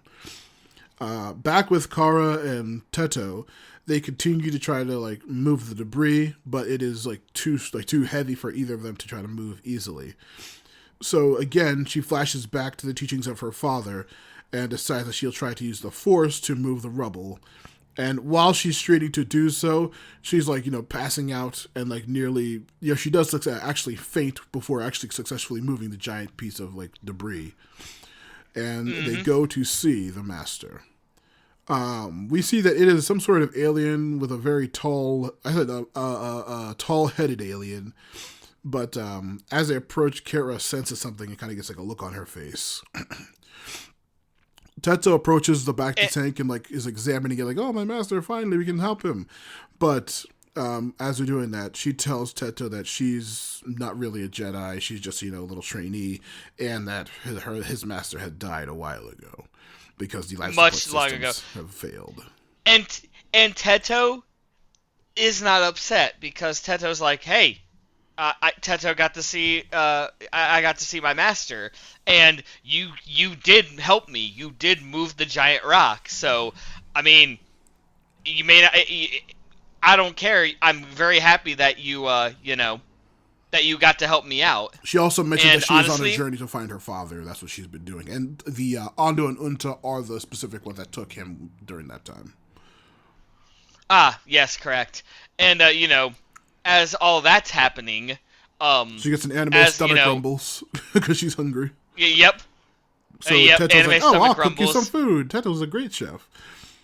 And then meanwhile, as she's like, she ate and everything like that. There's she wants to get off. She wants to get off the ship, but obviously doesn't know how because like Teto said at the beginning. It's been like hundreds of years, so does anything even work on here? Yeah, and Teto also just like while he's cooking, reflects on his master's teachings about like how the universe works and the point of the Jedi and everything like that. But then he asks Kare, like, "Kare, why do people fight?" And she says, "My father said that people fight because of fear and anger, and that is why the Jedi need to help people to solve that so they do not fight." Teto then says that when she is a great Jedi, she'll bring peace to the galaxy. And then she thinks that she's way too weak because she couldn't save her father before having any training or a lightsaber. And Teto says, since she knows she failed and is trying to do better, that means that she is stronger than she realizes. Yep, because the whole overcoming weakness is all part of being a Jedi kind of thing. Yep. And she makes that anime promise that yeah, I'll get stronger. I won't let myself be depressed. And then all of a sudden, something is amiss. She like looks at the map available on Teto, and she thinks that they need like a big signal to send out, and they should be able to get help. Is the new plan? But then suddenly something hits their weird planet ship debris field thing, whatever the fuck they're on, and we find out bounty that ship. The bounty hunters are here, and of course, they're like, "Hey, we know we're gonna search this place. We heard that there is a lone Jedi on here. Yeah, we can make all this money by getting it because it's like over 100 million credits." And then they all start searching the ship, and now it's time for Teto and Kara to survive. And Teto, says that she like this when she points out that Anda and Unta are the same type of bounty hunters that stole her father, and Teto's like, "Yeah, we're gonna fight. We're gonna get them." So we see that she pops up for a second and tricks them into following her, and then suddenly the turret that shot at her earlier begins to shoot at them and takes out some of their like backup people. But Anda and Unta use kunai, fucking anime ass Naruto kunai. Electric, weird electric kunai type stuff. To take out the turret. She asks the two of them where her father is, and they kind of like, "Oh, you mean the one that B2 took?" Then they're just kind of giving her a lead. Unda readies to fight. He has like a vibro staff. He's got like one of those like the Grievous like the defending droid, the guard droids. Yeah. And also he like nearly I didn't realize that was vibro. Yeah. Well, actually, I don't know. I think it's just called like an electro staff, not vibro, because it's two very different things. But either way, it's one of those, and tries to flashbang her, but kind of doesn't work. They have a nice, wonderful little duel going on. Yeah, as And then, of like, course, she's doing she's about to like take down Unda, but then Anda joins in as well with another electro weapon, and like they actually start fighting her back. Yeah, while she's getting pushed back, Teto grabs her and saves her, and tries to help, but in the process loses his leg, but does manage to take one of their little like light grenade things that they used on her, and manages to blind them for a moment as the two of them flee. Yep, and of course, as they're hidden, Teto has like one damaged eye and no leg, and Kara and Teto find a huge escape pod. He's okay. We're gonna help you escape, and he's gonna use his core to send her away since it doesn't have enough power. And like as she's preparing to go, he's like, "No, wait, Teto, we can both get out of here." He's like, "No, you need to go back. You need to find your family, find your father, and find your the friends on the ship." And then he gives her a "May the Force be with you." As she fires off, we see the bounty hunter ship ready to track her. And as Teto's like beginning to fade, we see him like doing the classic on the ground passing away thing. And it's just like oh, he's flying away so that she successfully escaped, and then he explodes the entire base. Yep, he blows up the entire base, and Kara gets to flee. The as she's like being in the escape pod, and as the explosion happens, we see that her friends have found her, and they pick her up. She also screaming as she sees the explosion on the base that's taking out Teto. She's like, "No!" as he's being taken out. But yeah, her crew does arrive, fortunately just in time. On the ship, they talk about the hunters that were tracking her, and Teto's sacrifice. So she's like, "Yeah, a droid saved my life. He was on the ship, and he was an awesome ass dude." And as they are getting ready to leave, they mention Nawam is behind this, whatever the fuck that is. So now they have B2 and Nawam that they're after. And as they're leaving that weird whatever the hell that structure was, Kara hugs 4-9s and just swears that she will find her father. And that's where the episode ends. Yeah. Ooh. And don't get me wrong. This was a good episode. This was a nice episode, right? It was. Hold on. Let me cook. It was highly tropey in many regards. Yep. But then again, compared to the first one, this one was kind of weaker. Oh yeah, I think this one was like almost immeasurably nowhere near as good as that original one was. Between like the stakes of the 9 Jedi, I was like, I can't believe they're still sticking with the 9th Jedi, even though there's one barely trained Jedi in this episode. The thing of the 9th Jedi or the 8th Jedi sitting in the temple waiting for the sabers, the big giant reveal that they're all Sith, the one Jedi who's like, or the one Sith who's like actually on the brink of Jedi and Sith who turns, the thing with her escaping the bounty hunters on the planet, and the visuals of her original planet, like.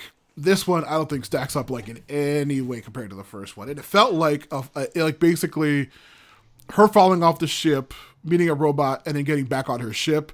It was like so. If this was an anime, this would like 1,000% be a filler episode. It's so weird, a weird choice. Well, see, that's where I disagree with you because this was. Hear me out. Just hear me out. Yeah.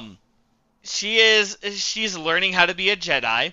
With a guy and like that other long rabbit-eared guy who is like, also trying to learn to be a Jedi with an actual Jedi, right?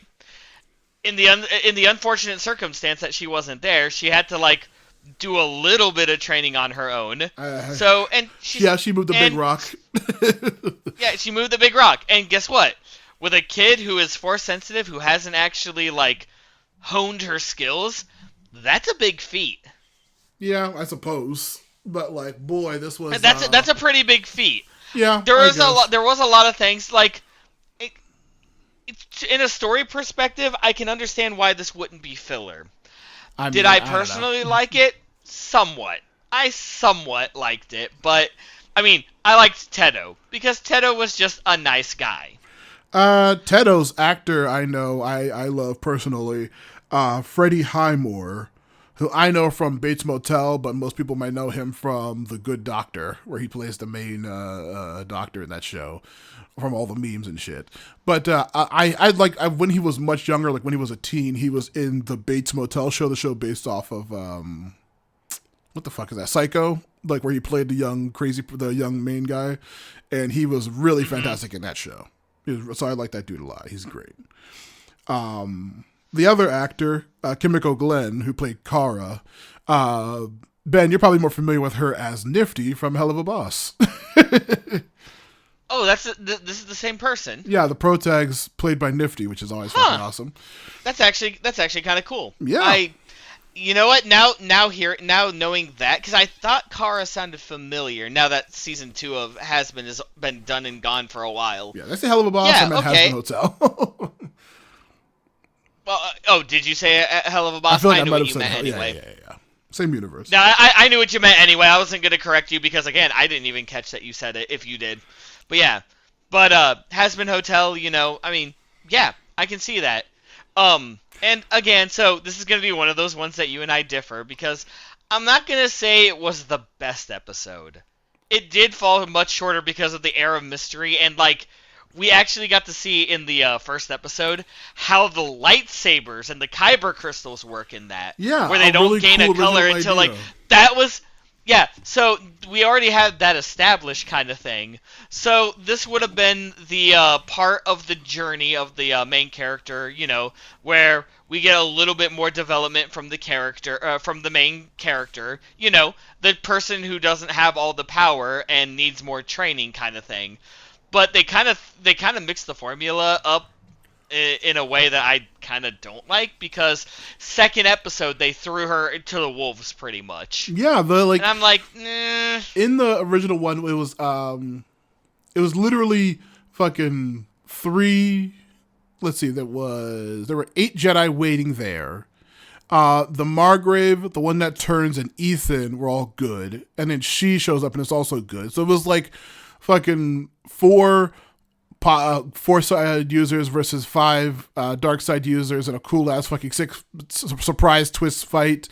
Those rando bounty hunters in that thing who kidnapped her dad didn't really matter or weren't really interesting, but now we're following just that group of loser assholes, Unda and Anta, who, I mean, besides their names, well, at the end of the first sucked. one, at the end of the first one, she did say that she wanted to find her dad. And at the end of this one, she said the same thing, because no story progressed. Well, yeah, it did progress. Because she was trying to find leads. And, they got attacked by bounty hunters who worked for the one who stole the dad. And it just, she got thrown. This was a bit of a complex episode, because it was kind of a mess. Yeah. But I can actually see how it fits into the story. Yeah. And let's be honest, they're probably going to continue it anyway. Like I said, I wasn't a fan. And also, I mean, come on, Ben. 2 episodes in a row about a young girl and her droid and space adventures. I mean, how many? That's just ridiculous. 2 in a row, that's absurd. Could you imagine? Hey, Matt. Yeah. Matt. Yeah. I'm gonna be real with you. Uh-huh. Yes, I did notice that trend. Let's hope that the third one has. Let's hope that this next episode 4, doesode have anything to do with that. Of course, yeah. No way in heck that could possibly happen again. Yeah. So let's just jump right into episode 4. The Bounty Hunters. WIT Studio. Is it WIT or is it WIT Studio? They're all capitals, so I assume that you pronounce the letters individually. So we cut to fire. Fire all around. Everything's getting destroyed. Yeah, dead people and droids everywhere.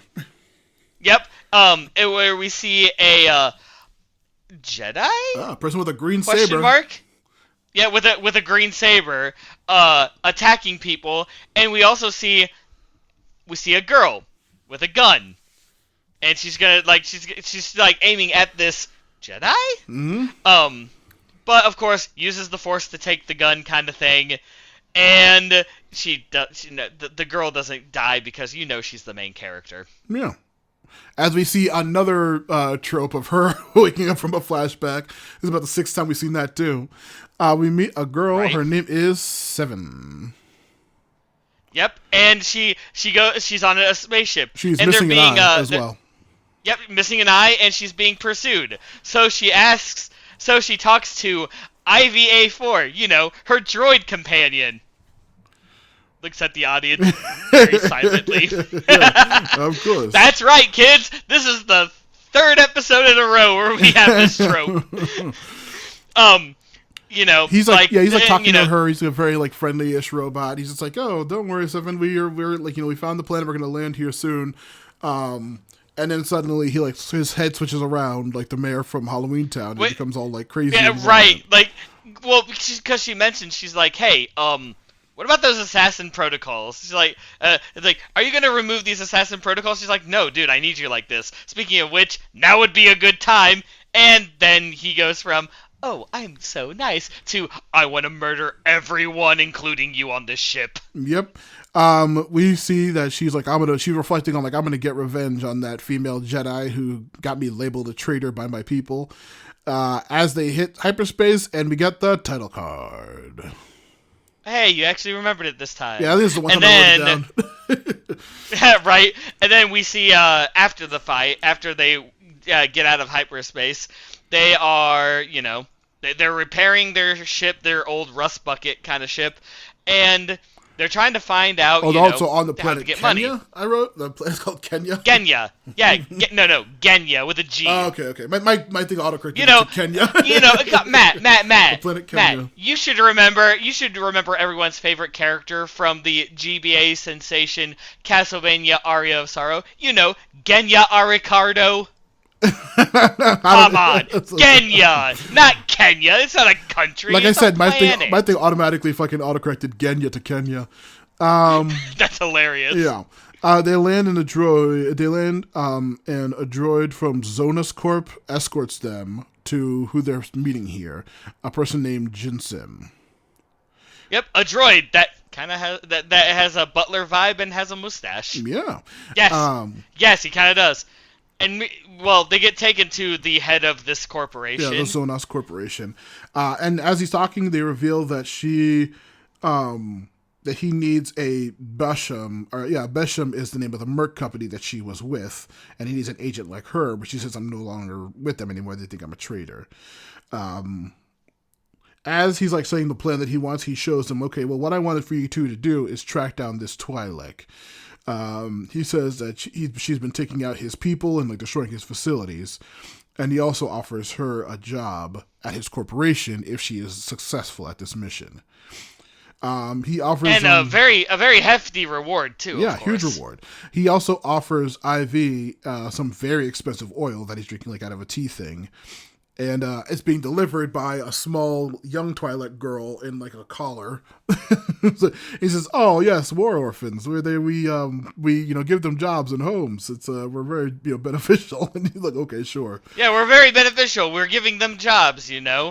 And of course, just all right, fine, we'll take the job, kind of thing. He gives them an info puck, I believe they're called, something similar like that, and some speeders to try to track down what's going on. They're beginning to leave the facility after accepting the job, we see them going. They see a bunch of child laborers in some kind of cafeteria-like base. No. They're assembling stuff. War orphans with jobs, because they're very beneficial. Oh yeah. They're very nice war orphan job opportunities, non-paid opportunities where you have to wear a collar. She's talking to the droid about, like, not sure if she wants to take this job. But he's like, come on. He's also, like, asking her why she seems so, like, down and depressed about this job. And, like, he's like, come on, we gotta take this. It's a good money. And then we cut to the Twi'lek in question that she's supposed to be tracking down. And we see a ragtag group of diverse individuals working together to try to say, we're going to get them back. Don't worry. And, like, all these older people who seem very depressed and upset and, like, desperate. And then suddenly, Seven and Iva burst in. Ivy, and then they say, like, yeah. And they take out the group very easily and chain them all up because they're bounty hunters. And this is obviously not a real professional group. And even the Twi'lek, after they're all, like, like, bound and everything. Even the Twi'lek's like, wait a minute, you're bounty hunters, right? You were hired by, what was his name, Jim Sun or whatever? Yeah, Jin You were Sen. hired by him, yeah, Jim Sen, right? Dude, you shouldn't work for him. I can hire you, maybe. Like, he's a bad person doing bad The things. droid's like, don't listen to her. Seven's just like, come on, I'm gonna give you a little bit of time, plead your case, kind of thing, and just like, look, all we want to do is be free. We don't want to be slaves to that guy who's, literally, literal child labor and everything like Yeah, that. literal slaves. War slave. Yeah, we're all, and yeah, of course, the absolute just the Twi'lek explains that obviously he's taking their fucking children, and that's what they've been destroying his facilities and stopping his bases to do, is to save their children. Seven seems pretty unimpressed though, seemingly. And then as she's unimpressed and is gonna be like, yeah, I'm gonna turn you in, kind of thing, a weird holosphere drops on the ground, and we see literally the proof ball. that was needed. Yeah, a memory ball. Yeah, there you go, a memory ball, where we see that everything the Twi'lek said is true. Yeah, the Twi'lek celebrating a party with the girl who we saw now is a slave to the Zonas Corporation. The droid says, "Who cares? Let's go. You gotta," and then you can, if once we turn this mission in, we'll be able to fix this stupid assassin droid shit. And then she's just like, he pulls out all of his guns, and he's like, okay, so we're gonna take this right, and she's still continuing to be hesitant about it. So, and of course he's like, fine, you know what? They literally have an argument with each other, dude. You said you're gonna fix the ship, haven't made the money for that. You said you're gonna fix me, haven't had the money for it. The one time we actually do the mission right and can get the money for it, we have enough to do all the things you said we were going to, and you're gonna say no? Fine, you know what? I'll do this. I'll get the money. I don't need you anymore. Yep, as he takes his guns and he takes the ship and prepares to leave her behind. We see Seven with the insurgents, as just kind of left behind with her transportation shit, but he's gonna go back to take all this stuff. Ivy talks to a Trandoshan about helping them. He says, yeah, he said there's an assassin group who says they can really help you, so if you do a mission for them, they'll be able to fix you. As we see, he hangs up, and he's like, okay, he's gonna obviously do that to try to fix this shit.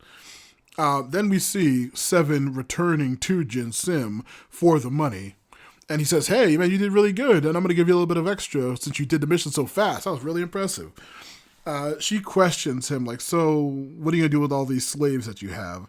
And he's like, we see, the guard droids that he has kind of, preparing to standing around her, oh, what do you mean? I don't know about slaves. And it's just I know about what kind of person you are, Jin Sim, I'm not going to side with you. As we see that she releases all of the tied up insurgents, and they all have weapons on them. A huge firefight bursts out. Very fucking cool.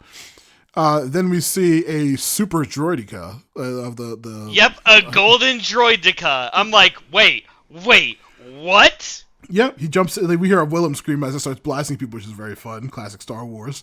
And then he gets inside of it like a mech. Just because it's animated, that has to happen. Right. But she manages to do collapse the roof on him for a second.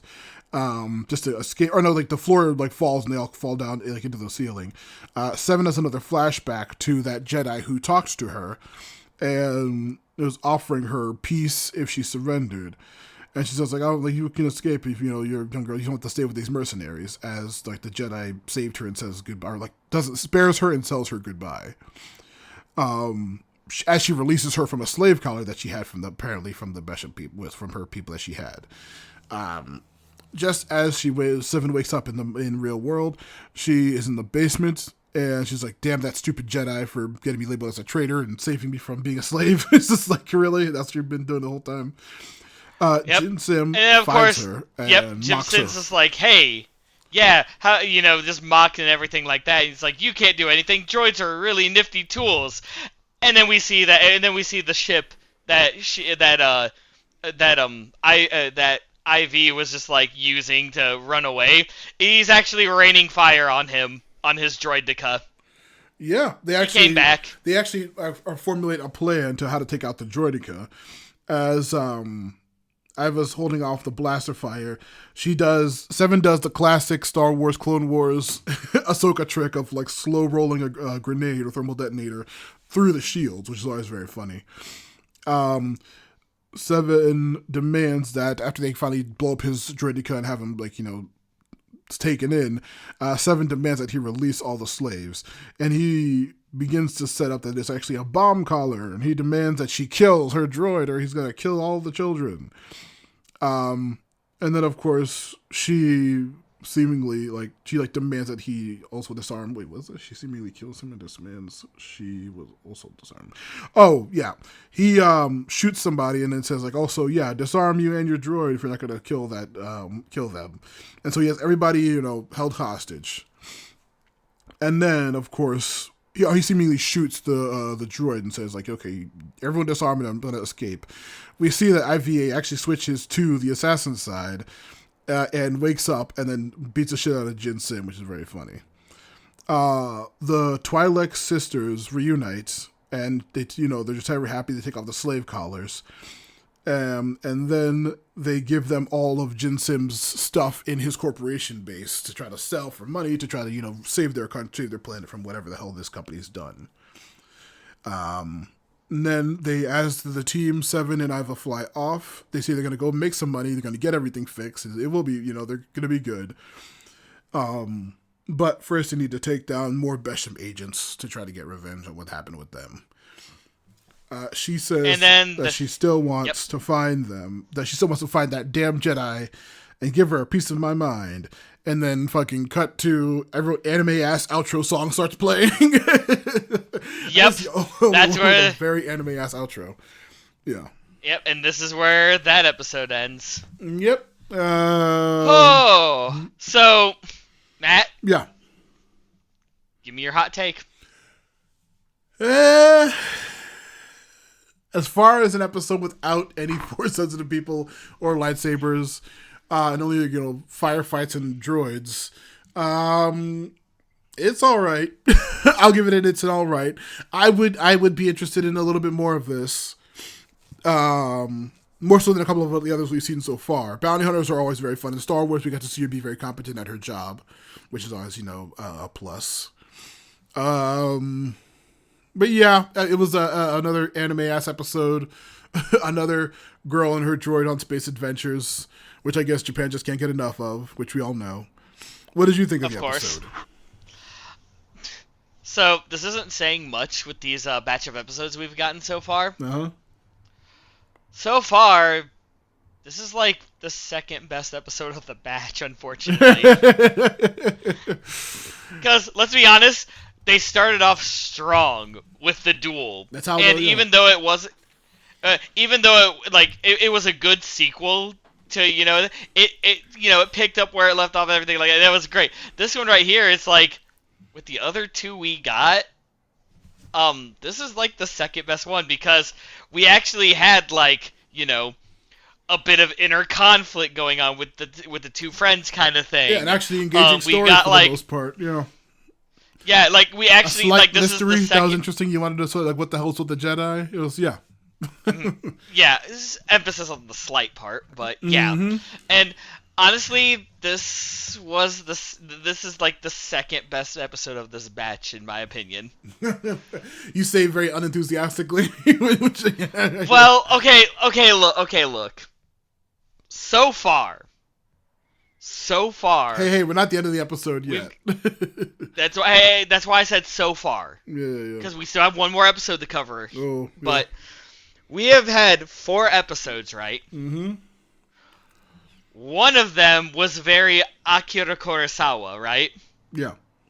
The other 3 have been child and droid. Anime girl and droid. Particularly anime girl and droid. Tell me, Matt. Yeah? Tell me. They wouldn't dare do this a 4th time in a row, would they? I couldn't imagine. But there's more to talk about this episode. The droid IVA4, voiced by Ronnie Chiang, who I remember forever ago. You remember the YouTube videos with that dude, who the comedian, who was like the haunted house in your Asian family? Oh, Stephen He? Yeah. I know that him. What the Yeah, hell? yeah. Him and Ronnie Chung are actually like, I know that they like are comedians who both like work together. And they both have a very, very similar style, but he's a comedian. Ronnie Chung is a comedian who also was in the movie Crazy Rich Asians. He also he's a Daily Show correspondent. So IVA4 was very fucking cool. For what he had to do. And also it's interesting an actual morally good character being like, fuck it, who cares if they're slaves?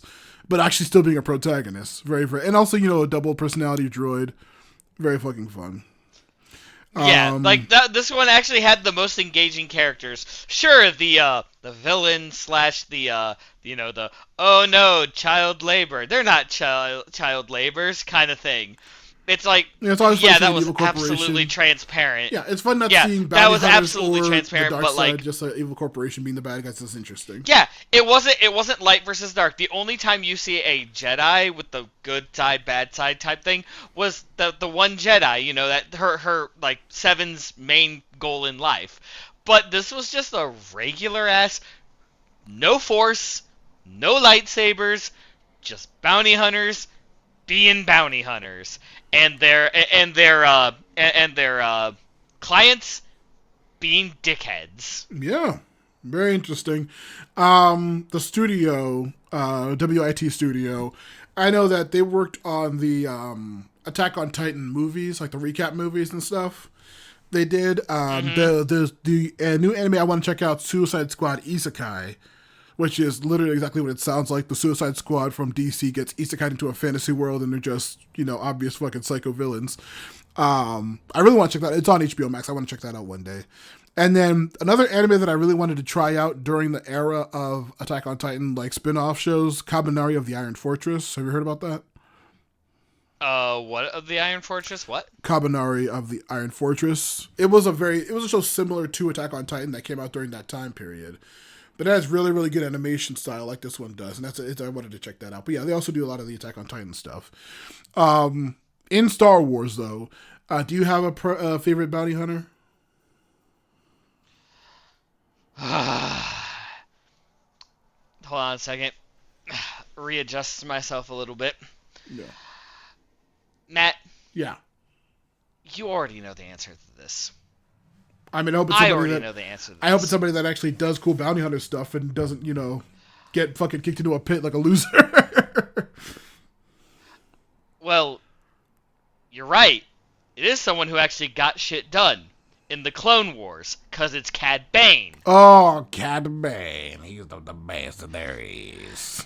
He actually, in the Clone Wars, he was actually a force to be reckoned with. He was actually a really good bounty hunter villain. He actually got the jobs done until he lost. And then, a man who got kicked into the Sarlacc pit bested him. Yeah, because I think it was Book of Boba Fett when Cad Bane returned, when Cad Bane showed up, fucking sick as shit intro.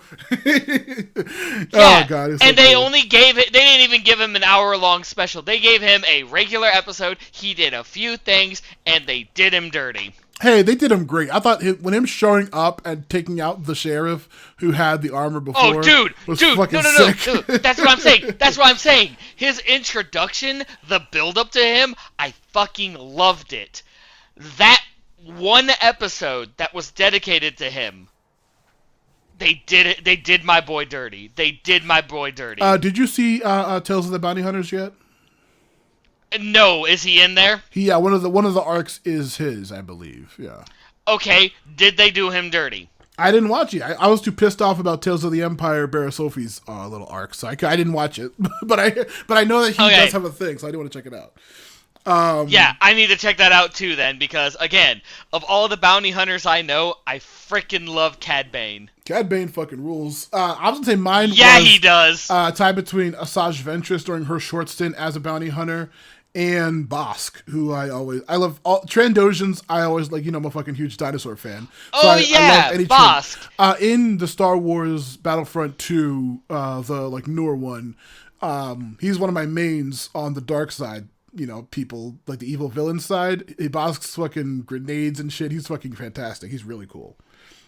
Okay, yeah. If I remember correctly, he was first seen in was Empire Strikes Back, right? He was one of the actual bounty hunters. Yeah, him. Yeah, because you said the Trandoshan. Yeah.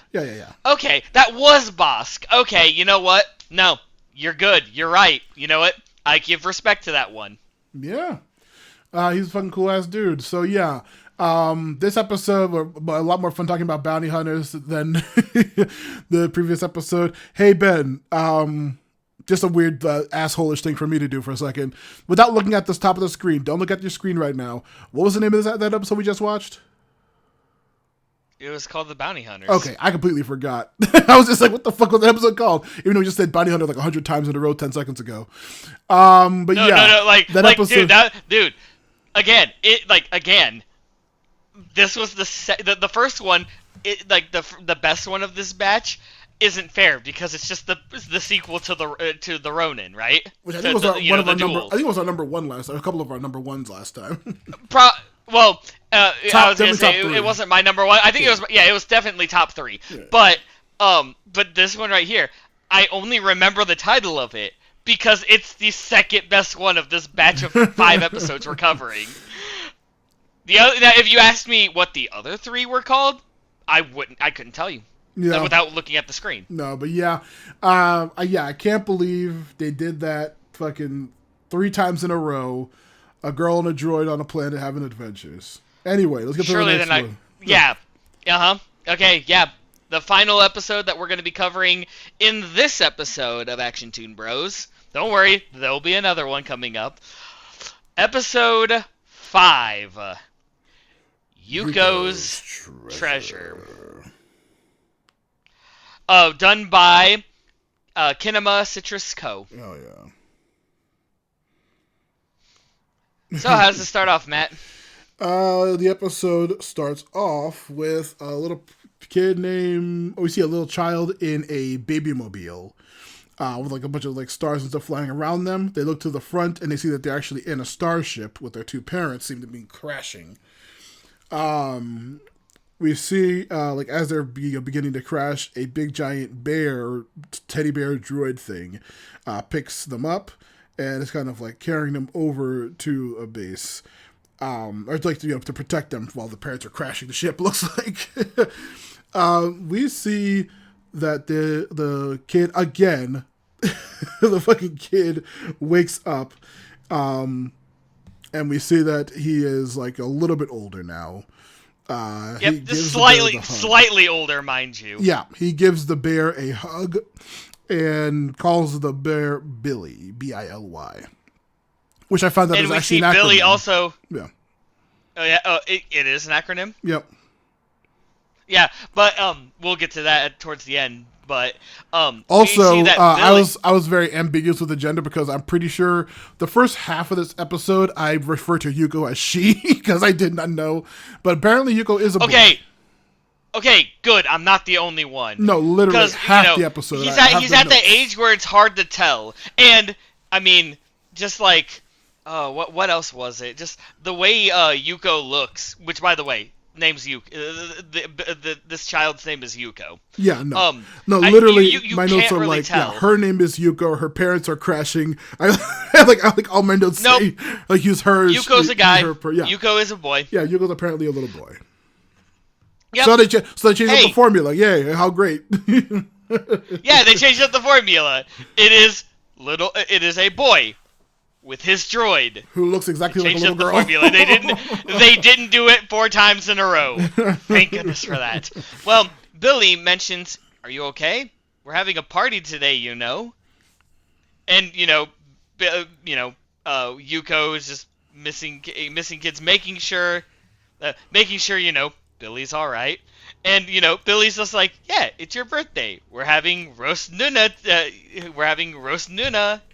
Hell yeah. Whatever that is. It's like, like in my notes. Yeah. He's like, the roast nuna is done as I look on the table and I see a literal, like, the head of a Metroid on the table. It's like some weird green, for the listeners, it's like a weird gelatinous light green, like, ellipsis with little red balls in it. I'm like, that is just the head of a Metroid. I was You gonna say just the killed a actual Metroid. the Nunas are. Do you remember in Phantom Menace those little weird fucking bipedal Oh, the little frog rats? lizards? Yeah, the little reptiles. Yeah. That Jabba the Hutt was eating. That's roast Nuna, and apparently this specific dish pops up in like a dozen episodes of Clone Wars and Rebels and the live action shows. Like roast Nuna is a very known popular dish on Tatooine, apparently. Yep. But Yuko's just like, I got to get it next time I'm at hey, Galaxy's Edge. A nice little you're right. roasted And thing. Yuko's like, Billy, stay home. I don't like you should stay home. And Billy's like, nope, I have to sell water so I can get you a present because it's your birthday. And Yuko's like, no, I don't need a present, just stay home, kind of thing. Yep. And of course, Billy leaves. Yeah, and we And see Yuko is home alone with. By the way, did we ever get a name of that tiny itty bitty little droid that's following Yuko around? I didn't write it down because I like didn't even see it for most of the time. It was completely erased from my memory. I never wrote down the name for it because I don't think it ever gets a name. I saw like a little droid. Does it have a name? Yeah, just I don't have a name for it yet either, but like, because I don't remember if it has a name or not. It's called the Triangle Droid. Triangle Droid. That's actually what it's called. Yeah, just referred to as Triangle Droids. Yeah. Oy, oy, oy. Well, we cut to Mos Eisley, where we see a blue-haired boy run into the Mos Eisley bar, and the guy up there looks at this kid and is like, "Hey, Sola, this isn't a place for kids." Sola's like, "Don't worry, it's work related," and pulls out a little holopad thing, like a holopuck or whatever it's called, and shows a picture of smugglers. Yep, two smugglers. He's like, "Have you seen these two?" The bartender's like, the guy's nope, just nope. like, and he like sends him off. We see the kid after he leaves, like, okay, bye, pops, and then he's like, hey, be careful. We see Sola running around the Tatooine area, and like she's like, running to random people, saying like, hey, have you seen this person? You seen this person? While he's doing that, we see Billy selling. I guess I wrote like buying parts or selling water. Yeah, to Jawas. He's selling water to the Jawas, making money, and then we see him purchase like what looks like a starfighter, like hanging model or something like that. As that's happening, Sola's looking at this, giant inconspicuous bear in a cloak. As Sola's just like, kind of thing. Yeah, Sola kind of like says, hey, have you seen these two? They're my family, as he lies. And then like Billy sees and he's just like, nope, never heard of them. Bye. And he's like, why would that kid say that? As he's kind of like, walking away from this kid who's looking for obviously the parents. We then see, as Billy's preparing to leave town, Yuko crashes a fucking speeder.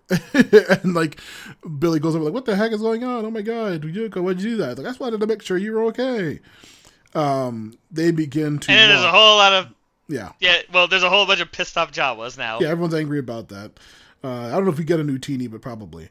They walk into the desert. Billy is ready to move on because he wants to keep Yuko safe. And since Yuko has not made any friends in this town since they've been here, so it's like, okay, we should probably get moving on. As they're kind of discussing where they're going towards town, we see Sola spying on them from his bike. As he sees that they have a little triangle droid like in the hologram of the two smugglers. He goes back to his crew where we see Rika and Gora. Rika is a Twi'lek and Gora is some kind of, I don't know what the fuck he weird is. like, okay, good. I'm not the only one because, like, I get the Twi'lek, right? Yeah. But then the weird, like, dinosaur looking, like, it's like a Triceratops without horns? Yeah, he's like mostly nose. He's like 90% nose as well. Yeah, but then we actually see a bigger villain, Yeah. Some weird Loop on the Third-esque looking villain with like a hood that has like a jackal head on it. He's got like weird frizzy purple hair. I'll say there is a specific like dog like race called Shistavanan. who there's a major one in the Skeleton Crew show, and they're literally like giant bipedal dog people. But this guy looks like, I don't know if he's wearing like a fucking mask because his mouth's like made of gold. I don't know what the fuck's going on with him. Because here's the thing. The reason why I think it's a mask, it's literally like he's got like a patch, like his other, like the eye that's shown. It looks like a human skin patch kind of thing. Yeah, it's a very. So I want to say design. It's like a hood or. Yeah, the ears don't really move like they're actual, like attached like an alien, and the mouth looks like a muzzle though. So it's the character's name is Fox Ears, so it's very confusing. And also I want to also point out that after Fox Ears is like, oh, good work on spying with them. Have you made any progress? And and Sola like gives him like a weird chip or something like that. He's like, yeah, I made some progress. I even found a potential lead to where these guys are. He's like, excellent, good, get everyone prepared. We're going to bombard them. Sola's like, Sola and I forget who the Triceratops kid's name is already. They're both like, wait, what? What are you doing? Like, what do you mean? Toilet girl. Oh, this toilet girl is so annoying. She's like, yeah, because she's like the one that like kisses up to the boss constantly. Yeah, she's she's like, she's very Harley Quinn-esque. Please don't ever say that about a child, dude. Is she a kid? Because it seems young, but she's like almost as tall as Fox Ears is. She's like not even half his size. No, she's like hopping around, very energetic, has pigtails. I'm like, yeah, it's very Harley Quinn coded. And I mean OG TAS Harley Quinn, very much. Yeah, just like, but either way, she's like defending him and everything like that. And Sola just leaves quietly, goes on his little speeder and starts going away. And this is the thing I wanted to point out. What the hell are those three little like octopus like noodly mouth guys that are sitting at the edge of the thing? Because there's like these three little like dome-headed red things with like big eyes and like the weird like Japanese anime like takoyaki like octopus like snoodles where it's like they're constantly like, ooh. I'm like, what are these? I have no clue. Are you wait, you're a Star Wars fan and you don't know what these are? Well, hey, just like Gura's race isn't really an actual race. It can just be a weird thing decided for the fucking shit. Yeah. Just like how Crusaders are a real thing. Yeah, just something in the original idea. Yeah. Just random things to see. No, so yeah, he's speeding ahead. Idea is always good for the universe. So he's speeding ahead of Fox Ears, and we cut to Yuko and Billy just enjoying a wonderful time, enjoying a wonderful meal, of the roasted, I forget what it is. Noonan. And the Metroid. But as Yuko is eating, there's a knock on the door. And we find out that it's Sola. Yep, he's trying to warn them that the pirates are on their way and they're going to attack. He's like, what are you talking about? Just as they arrive, literally, and like blow the place up. Fox Ears explains that he's after her parents. I still say her, half my notes. You did it! You did it! But before that happens, Billy makes a small comment looking at Sola like, wait, don't I know you? Kind of thing. And then, of course, it's, hey, we're here for your parents. Where are your parents? They have something of mine, kind of thing. Mm-hmm. And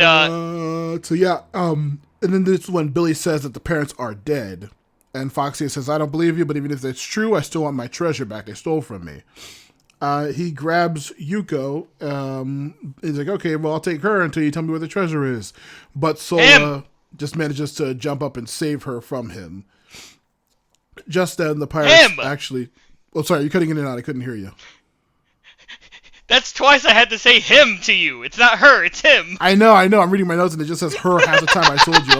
I literally refer to Yuko as her until at one point when Foxy says him. And I'm just like, wait a second. And then I changed my notes. But I know Matthew Curtin knows that it's a fucking he, him, but still. The Sorry, the pirates two shoot times I Billy. cut off, that was just me yelling at you saying him. Yeah. The pirates shoot Sola, Billy. like, Yeah. yep, shoot Billy, and Foxy's just like, all right, bring the droid. He knows something. Yep. And and, and Billy's like, okay, fine, I'll tell you, and I'll show you where the treasure is. All right. Just don't harm the other two. All right. And then of course Foxy's just like, perfect, just exactly as according to Cake.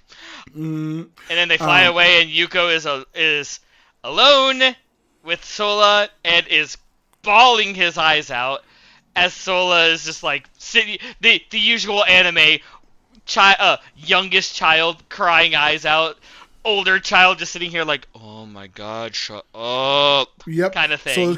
Sola says like, well, who cares? He's just a toy. He's not real. And then like Yuko says, no, he's my family. And then Sola's like, well, I don't know what the fuck is. I don't have a family, so I don't know what that is.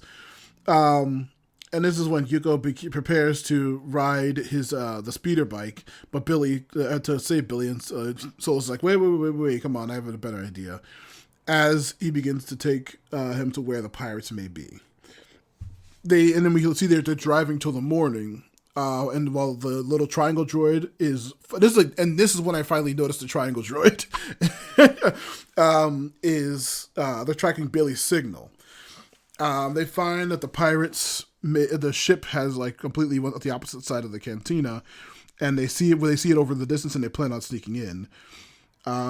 As they walk around some like giant pillars to try to figure out a way onto the ship or why it's in this area, they actually find a huge underground base.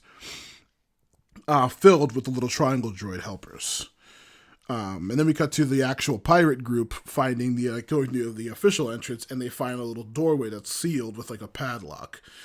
They can't get in, and the boy again says that there's Billy says there's nothing in there. It's just a grave. There's no point in trying to be here.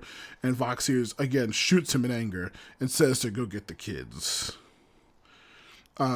This is when we cut to the kids hopping on an elevator, riding down. As they finally get to the bottom of this weird mine shaft, they are attacked by they see a big shadow like behind them, tracking them. As they finally start moving, they turn their light on, and they turn around and see that it's a giant crate dragon, standard for Tatooine. Oh wait, that is a crate dragon, isn't it? Yeah. I assume it's a crate dragon because it looks like one. They turn around. No, you're right. That is what I just like. Oh, that's what it's called, kind of thing. Yeah. I like the design of it though. Yeah, very anyway, fun design. So yeah, very very fun like kid anime type thing where they're like Scooby-Doo being chased. The Twi'lek girl and the weird Triceratops guy are just like, oh, there they are. Go and get them. Let's go get them. And as they're running, they don't know what's going on behind them. The weird little octopus weird guys like run faster, and the Twi'lek's like, what the heck is going on? And then they finally see it. They finally see this, and then they all start running faster. Yep, the crate dragon chases all of them. Whereas Foxy is it's kind just of like, all silly. Yeah, right. It's just all like silly shenaniganery going on. Yep, Foxy is like, what's going on? Just as they crash through a wall, and the crate dragon just falls down a big old pit. And then Foxy is just like, haha, I have the children, completely unfazed by the giant crate dragon that almost attacked him. We then see him turn, and they cry like, Billy, where are you? Help us! And then he turns like, oh well, look at your Billy robot now. As he raises up, and in the official wiki thing, they refer to this as Darth Bear, which I'm just like, I mean, stupid. Let's be honest. He turns evil, and when he stands up, he literally has the Darth Vader cloak. Yeah. I even call him Darth Vader Bear. No, yeah, like literally the notes refer to him as Darth Bear. Now it's so stupid. I mean, the actual official website refers to this as Darth Bear, which is so. Oh yeah, and he has I think he also has like a little like black around his helmet, kind of like. Yeah, he has Darth like a Vader helmet on well. and a cape on. Suddenly, he's like violently attacking Yuko and Sola, but they still aren't able to open the actual door. He says that Yuko should be able to open it since it's under his code or whatever. Sola continues to try to protect him, but like is completely unable to, stop Darth Bear. But Foxears still is completely unfazed by anything that's happening. And he says, I'm not going to stop Billy until you open the door. So they finally do actually manage to open it, Yuko, and they go inside and they see that it's just a single credit coin on the ground. He's incredibly pissed. He's just like, "What is this? Is this some kind of joke?" And he's just like completely pissed. Then, of course, the crate dragon just pops up again out of nowhere, and the pirates are just like, ah. They like run around and they're all scared as the crate dragon is specifically following the trio of pirates. And the kids are being attacked by Billy, the Darth Bear again. Sola then sees that the crate dragon is just like, "Hey, I'm gonna make you fight Billy." And so he's yells a bunch of shit at Fox Ears. And he like throws a pin, or he throws a spear at him. He throws his little staff thing has a sharp thing on the bottom. Yeah, and pins him. He tosses it and literally pins him to the ground, and then the crate dragon's like, "Ooh, look at this!" and starts like chasing after them now, and it's just shenanigan. Yeah, and all goofy, that stuff. And then once again they all fall down a pit for like the third time. It feels like they all fall down a pit. And Yuko manages to get on top of Darth Bear's head and pulls the mask off, and he becomes a good guy Billy again. Those are some mods that Foxy did. I can't believe good guy Billy and Darth Bear are actual terms that we're using for this episode. Yep. And then, of course, he's like, and of course, because he was mind controlled, what happened? Why am here? And of course, sentimental, "Oh, Billy, you're back." And Billy's like, "Oh, hey, let's go over here for a second." They go to the empty room where they stand on an actual elevator type thing. Yeah, they say it's empty. It's empty here, and they write it down. And we see, there's even more to this place. There's like a little house underneath here with all of Yuko and his family's stuff. Yeah, there's a bunch of toys and like playpins and a whole bunch of stuff around. As they're exploring, they see a huge holograms of the family that are just showing random moments in their lives raising Yuko. Let's see. Yeah, we see this like random throughout all of Yuko's life. Billy explains that his parents were actually heroes of the Outer Rim. They weren't smugglers, but they were using their smuggling to transport items to people who in need. Until they crashed. And it's that they left them one more thing. And we see a big giant starship that they left behind for when Yuko was all grown up. I think this is the first time in my notes that I refer to Yuko as he, him. At this part of the little way to go, dude. Yeah. And of course, Billy's like, "All right, yeah, this was gonna be like, your birthday present." Yuko's like, "All right, let's go and fly this thing." Fuck, I already forgot the other kid's name. Sola. Yeah, Sola's just like about to do the turn away and like, "No, I can't join you. I'm not family." Yuko's like, "Yeah, you are, dummy." Brings him in, and just Billy and two children. Yep. Are piloting an entire smuggler ship. And it's just like, I'm just like looking at this like, what the heck is going on? And Yuko's like, I love my birthday present. Yeah, and then they fly off into space.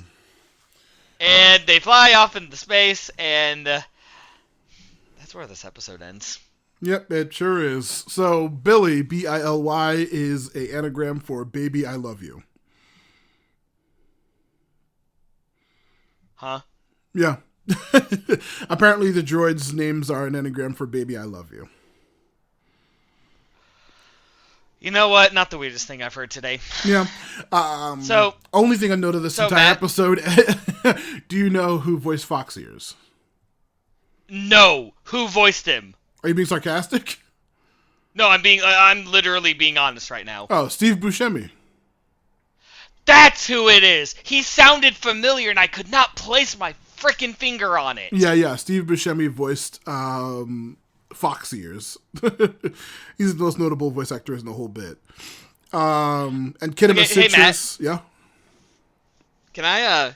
Sorry. What about Kinema Citrus? I was gonna say they did a couple of shows last time. We talked about the two shows that we know them from are the same ones I mentioned last time we covered the anime season 1, Shield Hero and Made in Abyss. Are the two major things Kinema Citrus does. Hey, you want to know the third thing they're known for? What? they in season one of Star Wars Visions, they did the Village Bride, aka my favorite of the season. Oh one, yeah, one of the episodes. most beautiful one. Yeah. Well, no, don't start giving it nice words. You were shit talking it. I mean, it was all right. Yeah. Now, hey Matt. Looked beautiful. I said it looked beautiful though back then too. Yeah. Hey Matt. Yeah. Can I tell you something that's kind of interesting, since this is the last episode of the ones we're covering? Of course. Is it kind of sad that this one was, in my opinion, the third best of the 5? I mean, I am struggling to rank these 5 myself. Like I know. Like, yeah. I mean, I have not seen the second half of this bit yet. So no, don't say positive or negative, Ben. I don't want to hear it. But I'm not going to say a word. Not going to say a word. But boy, season 2 of Visions was banger after banger after banger, and like one low point. And like this first half is really fucking struggling to like put its head above water for me. So far. Like I said, second half sight unseen. These 3 are so samey that I really hope I never see another anime girl child or boyish girl child or girlish boy child and a droid. I'm gonna be honest with you, Matt. Yeah. This is the difference between you and us. Right now, with all 5 of these episodes, except for the bounty hunters and the Duel Payback, you're like, oh, pessimism. Me, I mean, there's some good points in these. Nah. And speaking of this episode specifically, like what we always do after each episode, you know, what your thoughts and stuff. I mean, unfortunately, if that sigh, groan, and exasperated fucking lip flap didn't tell you enough. Narratively, it leaves itself open for more, but boy, pardon my French, I really couldn't give a shit less if this I continue to not. I say leave it as a 1. Well, Matt, I don't need to revisit these people. I don't need to ever see Fox Ears again, or Baby I Love You, or Darth Bear, or those 2 little shit boys. Matt. Yeah. Matt. Yeah. You still have yet to give your thoughts on the episode itself. Oh, well, geez. You haven't even done that! Yeah, no, this was some of the most forgettable, bad Clone Wars, like, droid adventure episodes that I skip on rewatch, yeah, no, I would probably put this and a couple of the other ones we've seen so far, like, below the pit, literally and figuratively, of season 2 so far. Here's the thing. Because the pit had the most interesting... The pit was like the only anime one from last season, and it had a premise way more interesting than anything we've seen so far in this whole batch, unfortunately, I will say. But, like... And that episode was terrible. That was the worst of volume 2. And I still would put that, like, narratively more interesting than, like, almost any of these in this batch, dude. This is what I will say about Yuko's treasure, alright? Yeah. Again, wait until I'm done before you give your comments, okay? Mm-hmm. Yuko's treasure is fine. If you are going to show a little child in anime. I mean, this is like baby's first Star Wars esque thing. In fact, if you took the Star Wars out of this particular episode, it would be like baby's first sci-fi anime. If you were, and by take the Star Wars out, like, what the hell besides this being on Tatooine was Star Wars at all? Exactly my point, Matt. That's exactly my point. I would say take out the Star Wars vision at the beginning and all of that stuff. Put this as some different, like, anime title with like Yuko's name in it or something like that. And or like, call it something like Yuko Space Adventures or something like that. And this could be its own standalone series kind of thing. Yeah, but that's not really a compliment for something that's supposed to be Star Wars Visions. Yeah.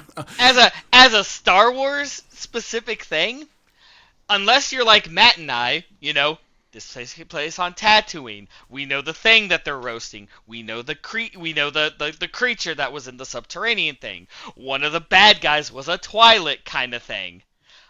Aside from that, this really wasn't Star Wars. No. This doesn't feel like Star Wars to me. Yeah, I'm sorry. They mentioned the Outer Rim.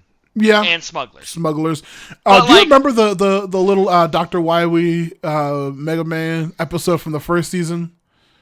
Yeah, no, you mean the Astro Boy one? Yeah, Toby? yeah. With Dr. Wily. Yeah, the Astro Boy one. Yeah. Anyway, that was a good kid's introduction to Star Wars. A better one to than Star this. Wars. Yeah, no. See, and that's the thing. That one, Toby. That one was baby's first Star Wars anime.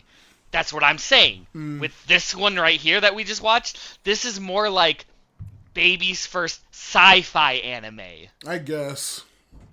Yeah, no, there was like this very could be little its to own enjoy in standalone. this And you want to know something? You know what? I'm gonna take the weird take. Okay. Yeah. Let them continue this story. Ugh. But again. This is of all of these episodes that we have watched and that we are about to watch, like, and the next time we do this, right? Mm-hmm. This is the second. This is like the second most un-Star Warsy kind of thing. I'll say this is one of the two episodes that I saw where I was like, this could have not been Star Wars. Yeah. So, but yeah, like, and yet, somehow, this was still the third best one because it had somewhat of a coherent story. Yeah. Points at the Ninth Jedi, points at Song of Four Wings. Yeah, I guess stuff happened. There was a beginning, middle, and end, and characters were present, I suppose. So. Either way, this was part 1 of Star Wars Visions, season 3, and off to an interesting start. I still don't regret choosing to watch this. Hey, off to an interesting start. I love any opportunity to scream about Star Wars for 2.5 hours. So exactly, yeah. And honestly, like I said, I mean, I guess every once in a while, because season 1 set the foundation. It had some ups and it had some downs. We had some really good ones and we had some alright ones. Season 2 definitely had the best variety, in my opinion. Mm-hmm. And this one is absolutely, so far, it's absolutely a season 3 of a series. Yeah. It certainly is. This certainly screams a season 3. Yeah, so far. Yeah, like I said, any excuse to scream about Star Wars for 2.5 hours, I'm happy with, so it's fine. Yeah, so, anyway, so that is part 1 of this, because, again, there's 4 more episodes. We're absolutely going to cover them. I think our next episode is going to be Fillmore, right? No, remember for Visions we did the 2 in a row, so we should be doing and also the next one. Yeah, that's right. And this is you're right. And also this is filling in the season gap of Metalocalypse. So once we're done with this, we're gonna. No, you're right. Yeah. Yeah, you're right. So after next time we're gonna be doing the next half of this, or half if you want to, but the last 4 episodes of this. Then after that, it'll be another Fillmore, and then we're just going to go right back to it'll be season 4 of Metalocalypse. Right? Yeah. Well, either way. Yeah, we'll figure it out. We're doing... Yeah, well, we'll figure something out. But either way, just... Matt, I don't have any. Put your shameless plugs in here. Of course. Matthewless Podcast, Blue Sky, Matthewless Podcast, YouTube, Matthewless Podcast, Twitch, Matthewless Podcast, Patreon. Buy my book, The Forgotten Minotaur King, still available on Amazon and Kindle. Go listen to the old episodes of Action Toon Bros. There's a bunch of them. Movie Garbage. We have some fun episodes coming out. Some really, really long screeds about movies and the movie industry and shit like that. Check out all that stuff. Other stuff in the works still, as it's been for the past year plus. But yeah. Oh, listen to Spotify, listen on Apple iTunes, give it a rate and review because I need them. That's the only way you get any kind of like actual fucking forward-moving progress on any of these websites, okay? So I need those desperately. But other than that, yep, that's the plugs. More Star Wars coming soon, which is always fun. Wrapping up Fillmore in 2 episodes, and then we have another series, so we'll be covering at that point, but we'll get to that when we get to that. And let's be honest, Metalocalypse, we're probably going to do 4 more episodes of that. Yeah, proportionally should be around that. But yeah, that is going to be it on here. Yep, that's it for Action Toon Bros this time. Stay tuned for the rest of Star Wars Visions 3. Yep. And which is the most updated one. They have not announced, to my knowledge, a season 4 yet. Yeah. So we'll see. Yeah. Here at Action Toon Bros, have fun, stay safe, may the Force be with you, and as always, keep it sleazy.